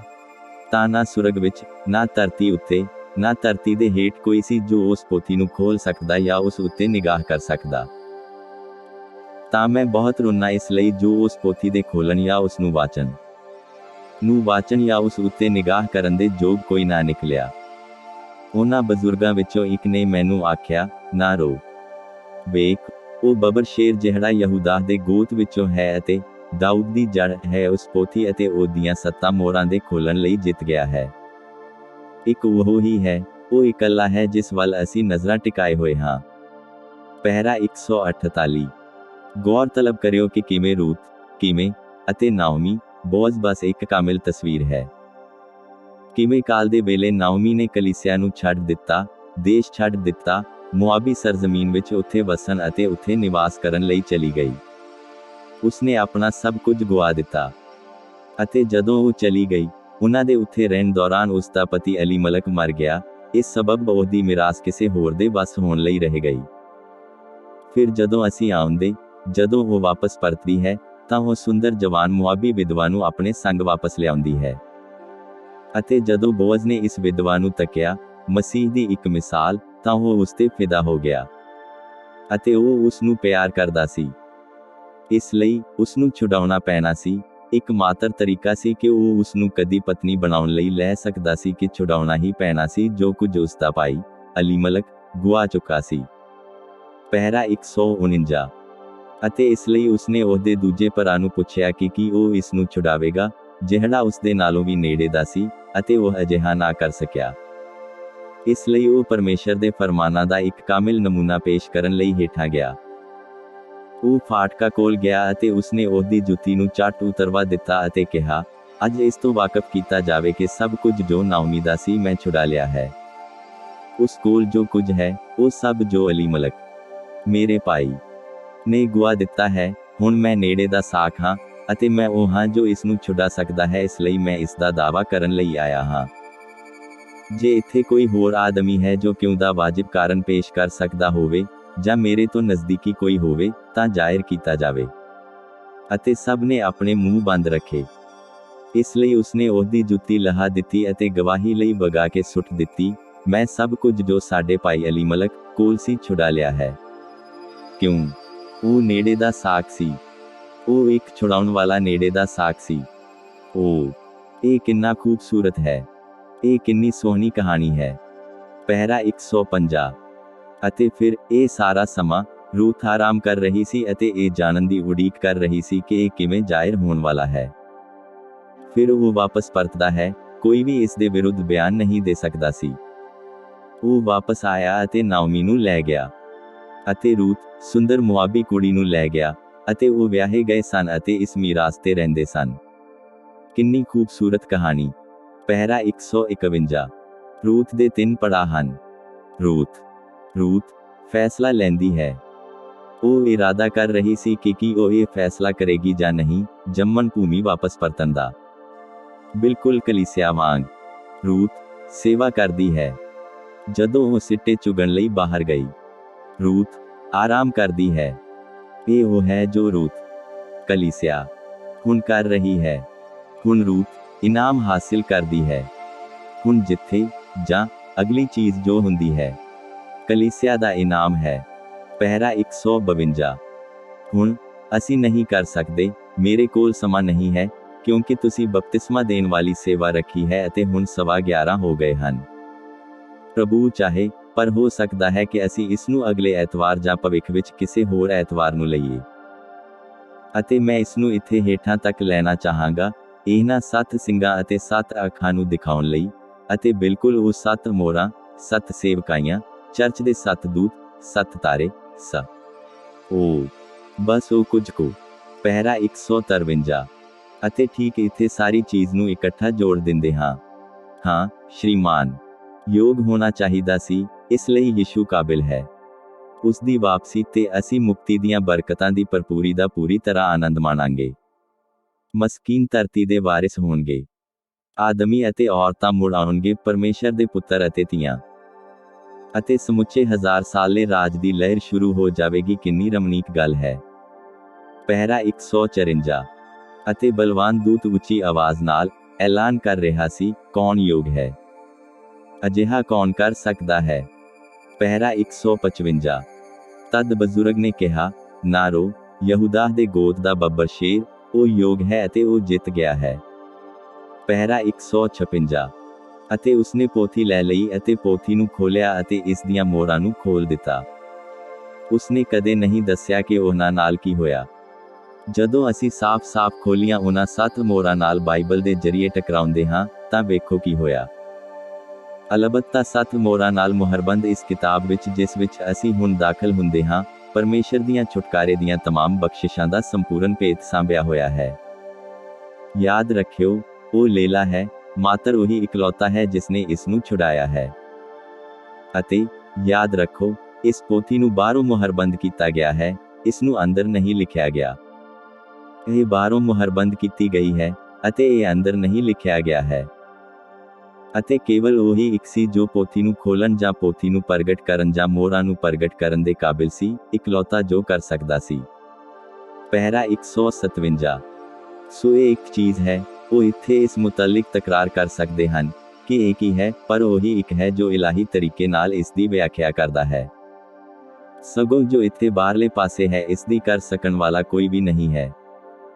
ਇਸ ਦਾ ਉਸ ਨਾਲ ਅਤੇ ਇਕੱਲੇ ਉਸੇ ਨਾਲ ਹੀ ਤਾਲੁਕ ਹੈ, ਅਤੇ ਉਹ ਇਕਲੌਤਾ ਹੈ ਜੋ ਉਹਨਾਂ 7 ਭੇਦਾਂ ਨੂੰ ਪ੍ਰਗਟ ਕਰ ਸਕਦਾ ਹੈ। ਅਤੇ ਗੌਰ ਫਰਮਾਇਓ ਕਿ ਕਿਵੇਂ ਇਸ ਦੇ ਤਮਾਮ ਕਣ ਛੁਟਕਾਰੇ ਵਾਸਤੇ ਹਨ, ਕਲੀਸਿਆ ਨੂੰ ਕਿਵੇਂ ਛੁਡਾਇਆ ਗਿਆ ਅਤੇ ਛੁਟਕਾਰਾ ਕੀ ਹੋਵੇਗਾ। ਪਹਿਰਾ 158। ਆਓ ਅਸੀਂ ਉਸ ਨੂੰ ਬਸ ਆਪਣੇ ਸਰਬੱਤ ਦਿਲਾਂ ਨਾਲ ਪਿਆਰ ਕਰੀਏ, ਜੋ ਕਰ ਸਕਦੇ ਹਾਂ ਅਸੀਂ ਉਹ ਕਰੀਏ। ਪਹਿਰਾ 159। ਇੱਕ ਲੇਖਕ ਇੱਕ ਕਹਾਣੀ ਲਿਖ ਰਿਹਾ ਸੀ। ਇਸ ਤੋਂ ਪਹਿਲਾਂ ਕਿ ਮੈਂ ਸੇਵਾ ਤਕਮੀਲ ਕਰਾਂ ਅਤੇ ਭਰਾ ਨੇਵਿਲ ਨੂੰ ਵਾਪਸ ਸੌਂਪਾਂ। ਕੀ ਤੁਸੀਂ ਪ੍ਰਕਾਸ਼ ਦੀ ਪੋਥੀ ਦਾ ਆਨੰਦ ਮਾਣਦੇ ਹੋ? ਮੈਂ ਬਸ ਇਸ ਨੂੰ ਪਿਆਰ ਕਰਦਾ ਹਾਂ।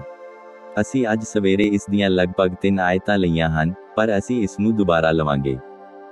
ਗੌਰ ਫਰਮਾਇਓ, ਅਸੀਂ ਬਸ। ਪਹਿਰਾ 160। ਇੱਕ ਲੇਖਕ ਇੱਕ ਛੋਟੀ ਕੁੜੀ ਬਾਰੇ ਇੱਕ ਕਿਤਾਬ ਲਿਖ ਰਿਹਾ ਸੀ ਜੋ ਰੱਬ ਨੂੰ ਲੱਭਣ ਦਾ ਯਤਨ ਕਰ ਰਹੀ ਸੀ। ਪਹਿਰਾ 161। ਅਤੇ ਬਹੁਤ ਵਾਰ ਅਸੀਂ ਰੱਬ ਨੂੰ ਭਾਲਦੇ ਹਾਂ ਅਤੇ ਰੱਬ ਨੂੰ ਖੋਜਦੇ ਹਾਂ, ਅਤੇ ਜੇ ਰੱਬ ਬਸ ਹਰ ਜਗ੍ਹਾ ਹੁੰਦਾ ਅਤੇ ਤੁਸੀਂ ਉਸ ਦਾ ਇੱਕ ਬਹੁਤ ਵੱਡਾ, ਖੈਰ, ਜੇ ਉਸ ਦਾ ਇੱਕ ਅਜ਼ੀਮ ਵੱਡਾ ਤਖਤ ਇੱਥੇ ਕਿਤੇ ਲੱਗਿਆ ਹੁੰਦਾ, ਤਾਂ ਫਿਰ ਹਰ ਕੋਈ ਰੱਬ ਵਿੱਚ ਵਿਸ਼ਵਾਸ ਕਰ ਲੈਂਦਾ। ਜੇ ਰੱਬ ਇੱਥੇ ਕਿਤੇ ਵੱਡੇ ਸਿੰਘਾਸਨ ਤੇ ਬੈਠ ਜਾਵੇ, ਮੰਨੋ, ਉਹ ਇਸ ਖਾਸ ਸ਼ਹਿਰ ਵਿੱਚ ਬੈਠਾ ਹੈ ਅਤੇ ਉਹ ਇੱਥੇ ਹੈ। ਇਹ ਰੱਬ ਹੈ ਅਤੇ ਤੁਸੀਂ ਉਸ ਕੋਲ ਜਾਂਦੇ ਹੋ। ਉਹ ਬਸ। ਭਾਈ ਬ੍ਰਾਨਹਾਮ ਆਪਣੀਆਂ ਉਂਗਲਾਂ ਦੀ ਚੁਟਕੀ ਮਾਰਦੇ ਹਨ। ਸੰਪਾਦਕ। ਇਸ ਨੂੰ ਇਸ ਤਰ੍ਹਾਂ ਘੁਮਾ ਸਕੇ, ਕਿਉਂ? ਹਰੇਕ ਉਸ ਤੇ ਵਿਸ਼ਵਾਸ ਕਰੇ। ਫਿਰ ਵਿਸ਼ਵਾਸ ਬੇਕਾਰ ਹੋ ਜਾਣਾ ਹੈ। ਕੁੱਲ ਮਿਲਾ ਕੇ ਉਦੋਂ ਅਸੀਂ ਵਿਸ਼ਵਾਸ ਕਰਨ ਵਾਲੇ ਹੋਣਾ ਹੀ ਨਹੀਂ, ਤੁਸੀਂ ਦੇਖਦੇ ਹੋ, ਇਹ ਅਜਿਹਾ ਹੋਵੇਗਾ।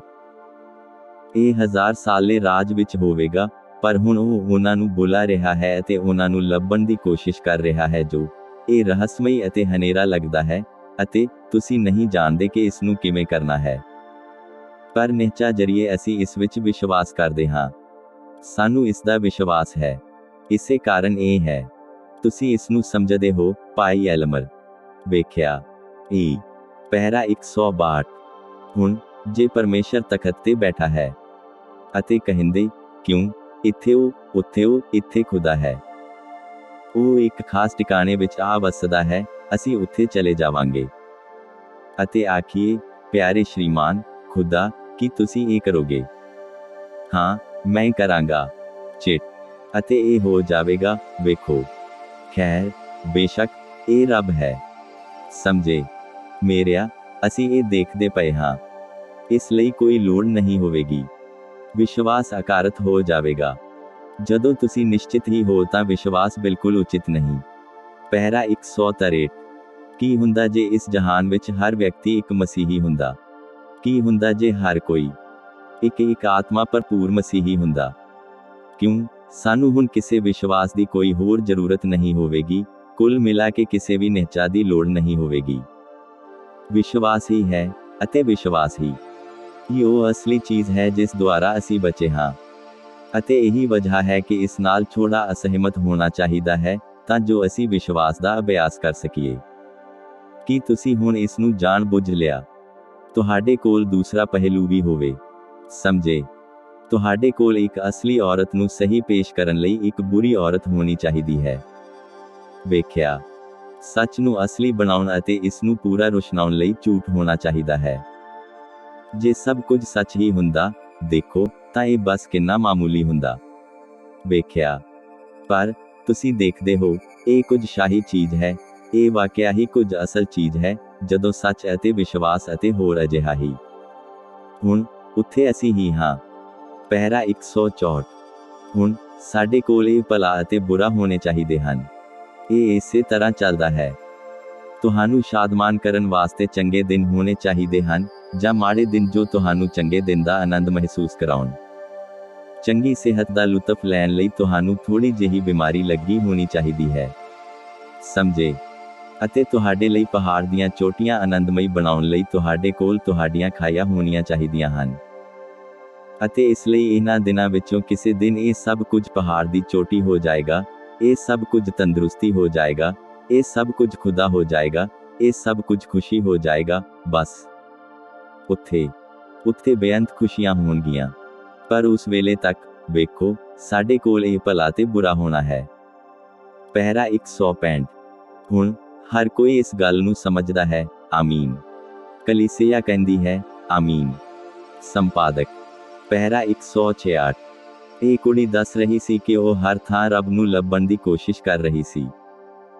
ਉਹ ਇਸ ਗਿਰਜੇ ਅਤੇ ਉਸ ਗਿਰਜੇ ਅਤੇ ਬਥੇਰੇ ਸਥਾਨਾਂ ਤੇ ਗਈ, ਪਰ ਉਹ ਇਸ ਨੂੰ ਤਲਾਸ਼ ਨਾ ਸਕੀ। ਅਤੇ ਇੱਕ ਵਾਰ ਉਸ ਨੂੰ ਦਿਸਿਆ ਕਿ ਇਹ ਸੜਕ ਤੋਂ ਹੇਠਾਂ ਜਾ ਰਿਹਾ ਸੀ। ਉੱਥੇ ਇੱਕ ਛੋਟਾ, ਬਜ਼ੁਰਗ ਆਦਮੀ ਸੜਕ ਤੋਂ ਹੇਠਾਂ ਜਾ ਰਿਹਾ ਸੀ, ਇੱਕ ਛੋਟਾ ਸਾਥੀ, ਅਤੇ ਉਸ ਦੀ ਪਿੱਠ ਉੱਤੇ ਇੱਕ ਪੂਰਾ ਵੱਡਾ ਗਿਰਜਾਘਰ ਸੀ।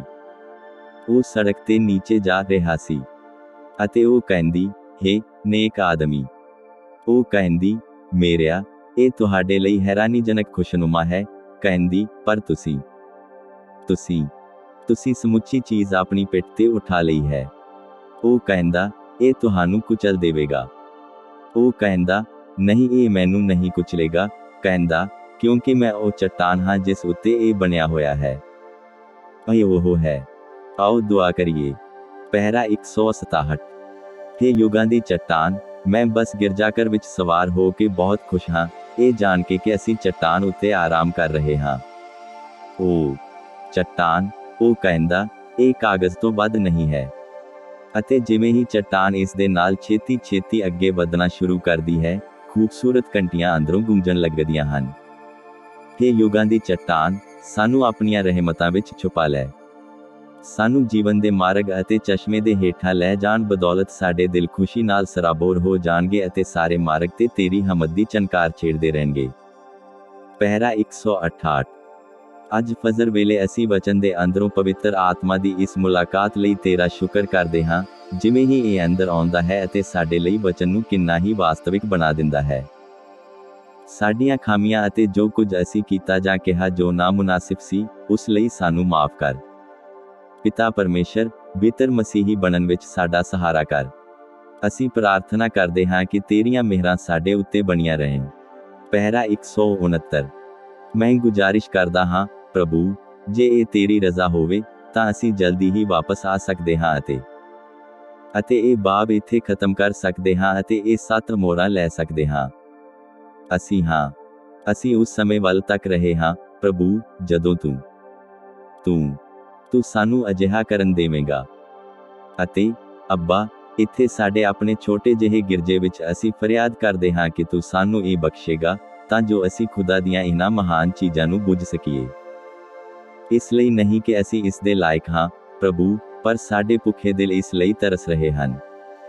ਅਸੀਂ ਗੁਜ਼ਾਰਿਸ਼ ਕਰਦੇ ਹਾਂ ਕਿ ਤੂੰ ਇਹ ਅਦਾ ਕਰ ਦੇਵੇਂ। ਪਹਿਰਾ 170। ਪ੍ਰਭੂ, ਅਸੀਂ ਆਪਣੇ ਭਾਈ ਨੇਵਿਲ, ਸਾਡੇ ਵਫਾਦਾਰ ਖੁਦਾਦਾਦ ਪਾਦਰੀ ਲਈ ਪ੍ਰਾਰਥਨਾ ਕਰਦੇ ਹਾਂ। ਅਸੀਂ ਉਸ ਦੇ ਲਈ ਬੇਨਤੀ ਕਰਦੇ ਹਾਂ ਕਿ ਤੂੰ ਉਸ ਦੀ ਮਦਦ ਕਰੇਂਗਾ ਅਤੇ ਉਸ ਨੂੰ ਨਿਯਮਤ ਦੇਵੇਂਗਾ, ਉਹ ਅਤੇ ਉਸ ਦੀ ਪਿਆਰੀ ਛੋਟੀ ਪਤਨੀ, ਪਾਕੀਜ਼ ਛੋਟਾ ਪ੍ਰਾਣ, ਅਤੇ ਉਸ ਦੇ ਛੋਟੇ ਬੱਚਿਆਂ ਨੂੰ। ਪਹਿਰਾ 171। ਅਸੀਂ ਸਾਰੇ ਟਰਸਟੀਆਂ ਅਤੇ ਡੀਕਨਾਂ ਅਤੇ ਇਸ ਚਰਚ ਵਿੱਚ ਆਉਣ ਵਾਲੇ ਹਰ ਵਿਅਕਤੀ ਲਈ ਅਰਜ਼ੋਈ ਕਰਦੇ ਹਾਂ।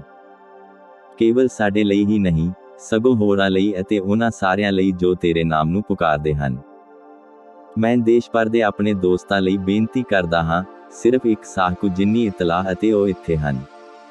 ਪਿਤਾ, ਮੈਂ ਇਸ ਲਈ ਤੇਰਾ ਸ਼ੁਕਰ ਕਰਦਾ ਹਾਂ। ਪਹਿਰਾ 172। ਮੈਂ ਗੁਜ਼ਾਰਿਸ਼ ਕਰਦਾ ਹਾਂ ਕਿ ਤੂੰ ਉਸ ਦਿਨ ਸ਼ਤਾਬੀ ਕਰੇਗਾ ਜਦੋਂ ਯਿਸੂ ਆਵੇਗਾ ਅਤੇ ਅਸੀਂ ਸਾਰੇ ਇਕੱਠੇ ਹੋਵਾਂਗੇ, ਜਿੱਥੇ ਨਾ ਹੀ ਦਿਨ, ਨਾ ਰਾਤ ਅਤੇ ਨਾ ਹੀ ਸਮਾਂ ਰਹੇਗਾ। ਇਹ ਅਨੰਤਤਾ ਵਿੱਚ ਸਮਾ ਜਾਵੇਗਾ ਅਤੇ ਜਿੱਥੇ ਅਸੀਂ ਸਭ ਅਬਦ ਤੱਕ ਇਕੱਠੇ ਰਹਿ ਸਕਦੇ ਹਾਂ। ਅਦਾ ਕਰੀ ਖੁਦਾ। ਪਹਿਰਾ 173। ਪ੍ਰਭੂ, ਅਤੇ ਜੇ ਇਸ ਰੋਜ਼ ਇੱਥੇ ਕੋਈ ਹੋਣ ਜੋ ਤੈਨੂੰ ਆਪਣੇ ਮੁਕਤੀਦਾਤਾ ਵਜੋਂ ਨਹੀਂ ਜਾਣਦੇ, ਤਾਂ ਹੋ ਸਕਦਾ ਹੈ ਕਿ ਉਹ ਇਸ ਲੇਲੇ ਨਾਲ ਜਾਣੂ ਹੋਣਾ ਚਾਹੁਣ ਜਿਸ ਦੇ ਹੱਥ ਵਿੱਚ 7 ਮੋਹਰਾਂ ਨਾਲ ਮੁਹਰਬੰਦ ਭੇਦਾਂ ਦੀ ਪੋਥੀ ਹੈ। ਪ੍ਰਭੂ, ਅਸੀਂ ਉਸ ਨਾਲ ਸਿਆਣੂ ਹੋ ਸਕੀਏ ਤਾਂ ਜੋ ਭਵਿੱਖ ਵਿੱਚ ਜਦੋਂ ਅਸੀਂ ਉਹਨਾਂ ਟੁੱਟ ਕੇ ਖੁੱਲੀਆਂ ਮੋਹਰਾਂ ਦਾ ਦੀਦਾਰ ਕਰੀਏ ਤਾਂ ਅਸੀਂ ਵੇਖ ਸਕੀਏ ਕਿ ਪਰਮੇਸ਼ਰ ਸਾਡੇ ਨਾਲ ਕਿਸ ਬਾਬਤ ਗੱਲ ਕਰ ਰਿਹਾ ਹੈ।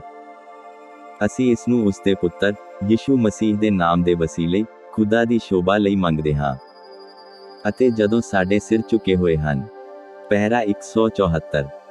ਕੀ ਕੋਈ ਅਜਿਹਾ ਕਹੇਗਾ, ਭਾਈ ਬ੍ਰਾਨਹਾਮ, ਜਿਵੇਂ ਤੁਸੀਂ ਪ੍ਰਾਰਥਨਾ ਕਰੋ, ਮੈਨੂੰ ਯਾਦ ਰੱਖਿਓ, ਅਤੇ ਮੈਂ ਚਾਹੁੰਦਾ ਹਾਂ ਦੁਆ ਵਿੱਚ ਯਾਦ ਰੱਖਿਓ। ਪਰਮੇਸ਼ਰ ਤੁਹਾਨੂੰ ਬਰਕਤ ਦੇਵੇ। ਖੁਦਾ ਤੁਹਾਡੇ ਤੇ ਫਜ਼ਲ ਕਰੇ। ਅਤੇ ਪਰਮੇਸ਼ਰ ਤੁਹਾਨੂੰ ਅਸੀਸ ਦੇਵੇ, ਅਤੇ ਤੁਹਾਨੂੰ। ਹਾਂ। ਖੁਦਾ ਤੁਹਾਡੇ ਨਾਲ ਨੇਕ ਰਹੇ। ਹਾਂ। ਹੋ ਸਕਦਾ ਹੈ 2 ਦਰਜਨ ਹੱਥ, ਜਾਂ ਵੱਧ, ਉੱਪਰ ਉੱਠੇ ਹਨ। ਪਹਿਰਾ 175। ਕਿ ਪ੍ਰਭੂ, ਤੂੰ ਉਹਨਾਂ ਦੇ ਹਸਤ ਵੇਖਦਾ ਹੈ, ਤੂੰ ਉਹਨਾਂ ਦੀ ਮੁਰਾਦ ਨੂੰ ਜਾਣਦਾ ਹੈ। ਮੈਂ ਨਹੀਂ, ਤੂੰ ਜਾਣਦਾ ਹੈ ਕਿ ਉਹਨਾਂ ਦੇ ਦਿਲ ਵਿੱਚ ਕੀ ਹੈ। ਪ੍ਰਭੂ, ਮੈਂ ਇਲਤਜਾ ਕਰਦਾ ਹਾਂ ਕਿ ਤੂੰ ਉਹਨਾਂ ਤੇ ਖੁਲਾਸਾ ਕਰੇ, ਤੇਰਾ ਉਪਕਾਰ ਅਤੇ ਤੇਰੀ ਦਇਆ ਹੋਵੇ। ਇਹ ਜੋ ਵੀ ਹੋਵੇ ਉਹਨਾਂ ਨੂੰ ਮਾਫੀ ਦੇ ਦੇਵੀਂ। ਪ੍ਰਭੂ, ਜੇ ਇਹ ਅਲਾਮਤ ਹੈ, ਉਹਨਾਂ ਦੇ ਸਰੀਰਾਂ ਨੂੰ ਨਿਰੋਗ ਕਰ ਦੇਵੀਂ ਅਤੇ ਉਹਨਾਂ ਨੂੰ ਚੰਗਾ ਕਰ ਦੇਵੀਂ। ਪਿਤਾ ਕਰ ਦੇ, ਹੁਣ ਜਦੋਂ ਕਿ ਕਲੀਸਿਆ ਉੱਤੇ, ਅੰਜੁਮਨ ਉੱਤੇ ਪਵਿੱਤਰ ਆਤਮਾ ਦਾ ਮਸਹ ਹੈ। ਫਿਰਦੌਸ ਦਾ ਮਹਾਨ ਖੁਦਾ ਇਸ ਨੂੰ ਬਸ ਇੰਨਾ ਮਸਹ ਕਰ ਦੇਵੇ ਕਿ ਉਹ ਅਲੌਕਿਕ ਹਜ਼ੂਰੀ ਵਿੱਚ ਸਾਰਿਆਂ ਨੂੰ ਬਰਕਤ ਦੇਵੇ, ਤਾਂ ਜੋ ਅਸੀਂ ਅੱਜ ਸਵੇਰੇ ਇੱਥੋਂ ਕਹਿੰਦੇ ਹੋਏ ਜਾਈਏ ਕਿ ਸਾਡੇ ਦਿਲ ਸਾਡੇ ਅੰਦਰ ਗਰਮ ਨਹੀਂ ਸੀ ਹੋ ਰਹੇ। ਅਦਾਇਗੀ ਕਰ ਪ੍ਰਭੂ। ਪਹਿਰਾ 176। ਹੁਣ ਮੈਂ ਕਮਜ਼ੋਰ ਅਤੇ ਬੇਜ਼ਾਰ ਹੋਇਆ ਪਿਆ ਹਾਂ, ਮੇਰੀ ਆਵਾਜ਼ ਖਤਮ ਹੋ ਗਈ ਹੈ ਖੁਦਾ, ਅਤੇ ਮੈਂ ਬਸ ਆਪਣੀ ਕੂਵਤ ਲਈ ਅਰਜ਼ ਕਰਦਾ ਹਾਂ। ਕੀ ਤੂੰ ਮੇਰੀ ਦਸਤਗੀਰੀ ਕਰੇਗਾ? ਕੀ ਤੂੰ ਮੈਨੂੰ ਮਜ਼ਬੂਤ ਕਰੇਗਾ? ਇਸ ਛੋਟੇ ਜਿਹੇ ਜ਼ਖਮ ਤੇ ਪੈਬੰਦ ਲਗਾ ਦੇ ਪ੍ਰਭੂ। ਕੀ ਤੂੰ ਮਿਹਰਬਾਨ ਹੋਵੇਂਗਾ? ਉੱਥੇ ਪਰਮੇਸ਼ਰ ਦਾ ਪਵਿੱਤਰ ਤੇਲ, ਅਤੇ ਹੋਰਨਾਂ ਸਾਰੇ ਜ਼ਖਮਾਂ ਵਿੱਚ, ਪ੍ਰਭੂ, ਸਭ ਜਗ੍ਹਾ ਸਰਬੱਤ ਤੇ ਵਗਾ ਦੇ। ਅਸੀਂ ਜਿਉਣਾ ਚਾਹੁੰਦੇ ਹਾਂ ਪ੍ਰਭੂ, ਤੇਰੀ ਸ਼ਾਨ ਅਤੇ ਤੇਰੀ ਸਨਾ ਲਈ। ਅਦਾ ਕਰ। ਅਤੇ ਸਾਰੇ ਮਰੀਜ਼ਾਂ ਅਤੇ ਦੁਖੀਆਂ ਨੂੰ ਰਾਹਤ ਦੇ।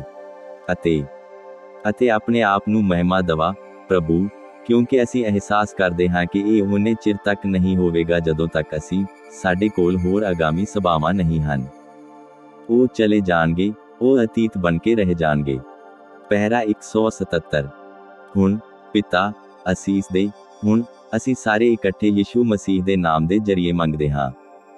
ਪਹਿਰਾ 178। ਅਤੇ ਫਿਰ ਪਿਤਾ, ਅਸੀਂ ਇਹ ਵੀ ਗੁਜ਼ਾਰਿਸ਼ ਕਰਦੇ ਹਾਂ ਕਿ ਉਹਨਾਂ ਨੂੰ ਯਾਦ ਰੱਖੇ ਜੋ ਅੱਜ ਸਵੇਰੇ ਪ੍ਰਭੂ ਯਿਸੂ ਦੇ ਨਾਮ ਤੇ ਬਪਤਿਸਮਾ ਲੈਣ ਜਾ ਰਹੇ ਹਨ, ਕਿ ਤੂੰ ਉਹਨਾਂ ਨੂੰ ਪਵਿੱਤਰ ਆਤਮਾ ਦਾ ਬਪਤਿਸਮਾ, ਮਹਾਨ ਜਲਾਲ ਅਤੇ ਪੱਤ ਦੇਵੇਂਗਾ। ਅਦਾ ਕਰ ਬਾਪ। ਅਸੀਂ ਹੁਣ ਇਹ ਸਭ ਤੇਰੇ ਸਪੁਰਦ ਕਰਦੇ ਹਾਂ। ਪਹਿਰਾ 179। ਅਤੇ ਅੱਬਾ, ਇਸ ਸਭ ਦੇ ਸੰਗ ਮੈਂ ਆਪਣੇ ਆਪ ਨੂੰ ਵੀ ਵਿੱਚ ਪਟਕ ਦਿੰਦਾ ਹਾਂ, ਮੈਨੂੰ ਨਾ ਭੁੱਲੀ ਖੁਦਾ, ਬਸ ਹੁਣ ਮੇਰੀ ਮਦਦ ਕਰ। ਮੈਂ ਯਿਸੂ ਦੇ ਨਾਮ ਵਿੱਚ ਪ੍ਰਾਰਥਨਾ ਕਰਦਾ ਹਾਂ। ਆਮੀਨ।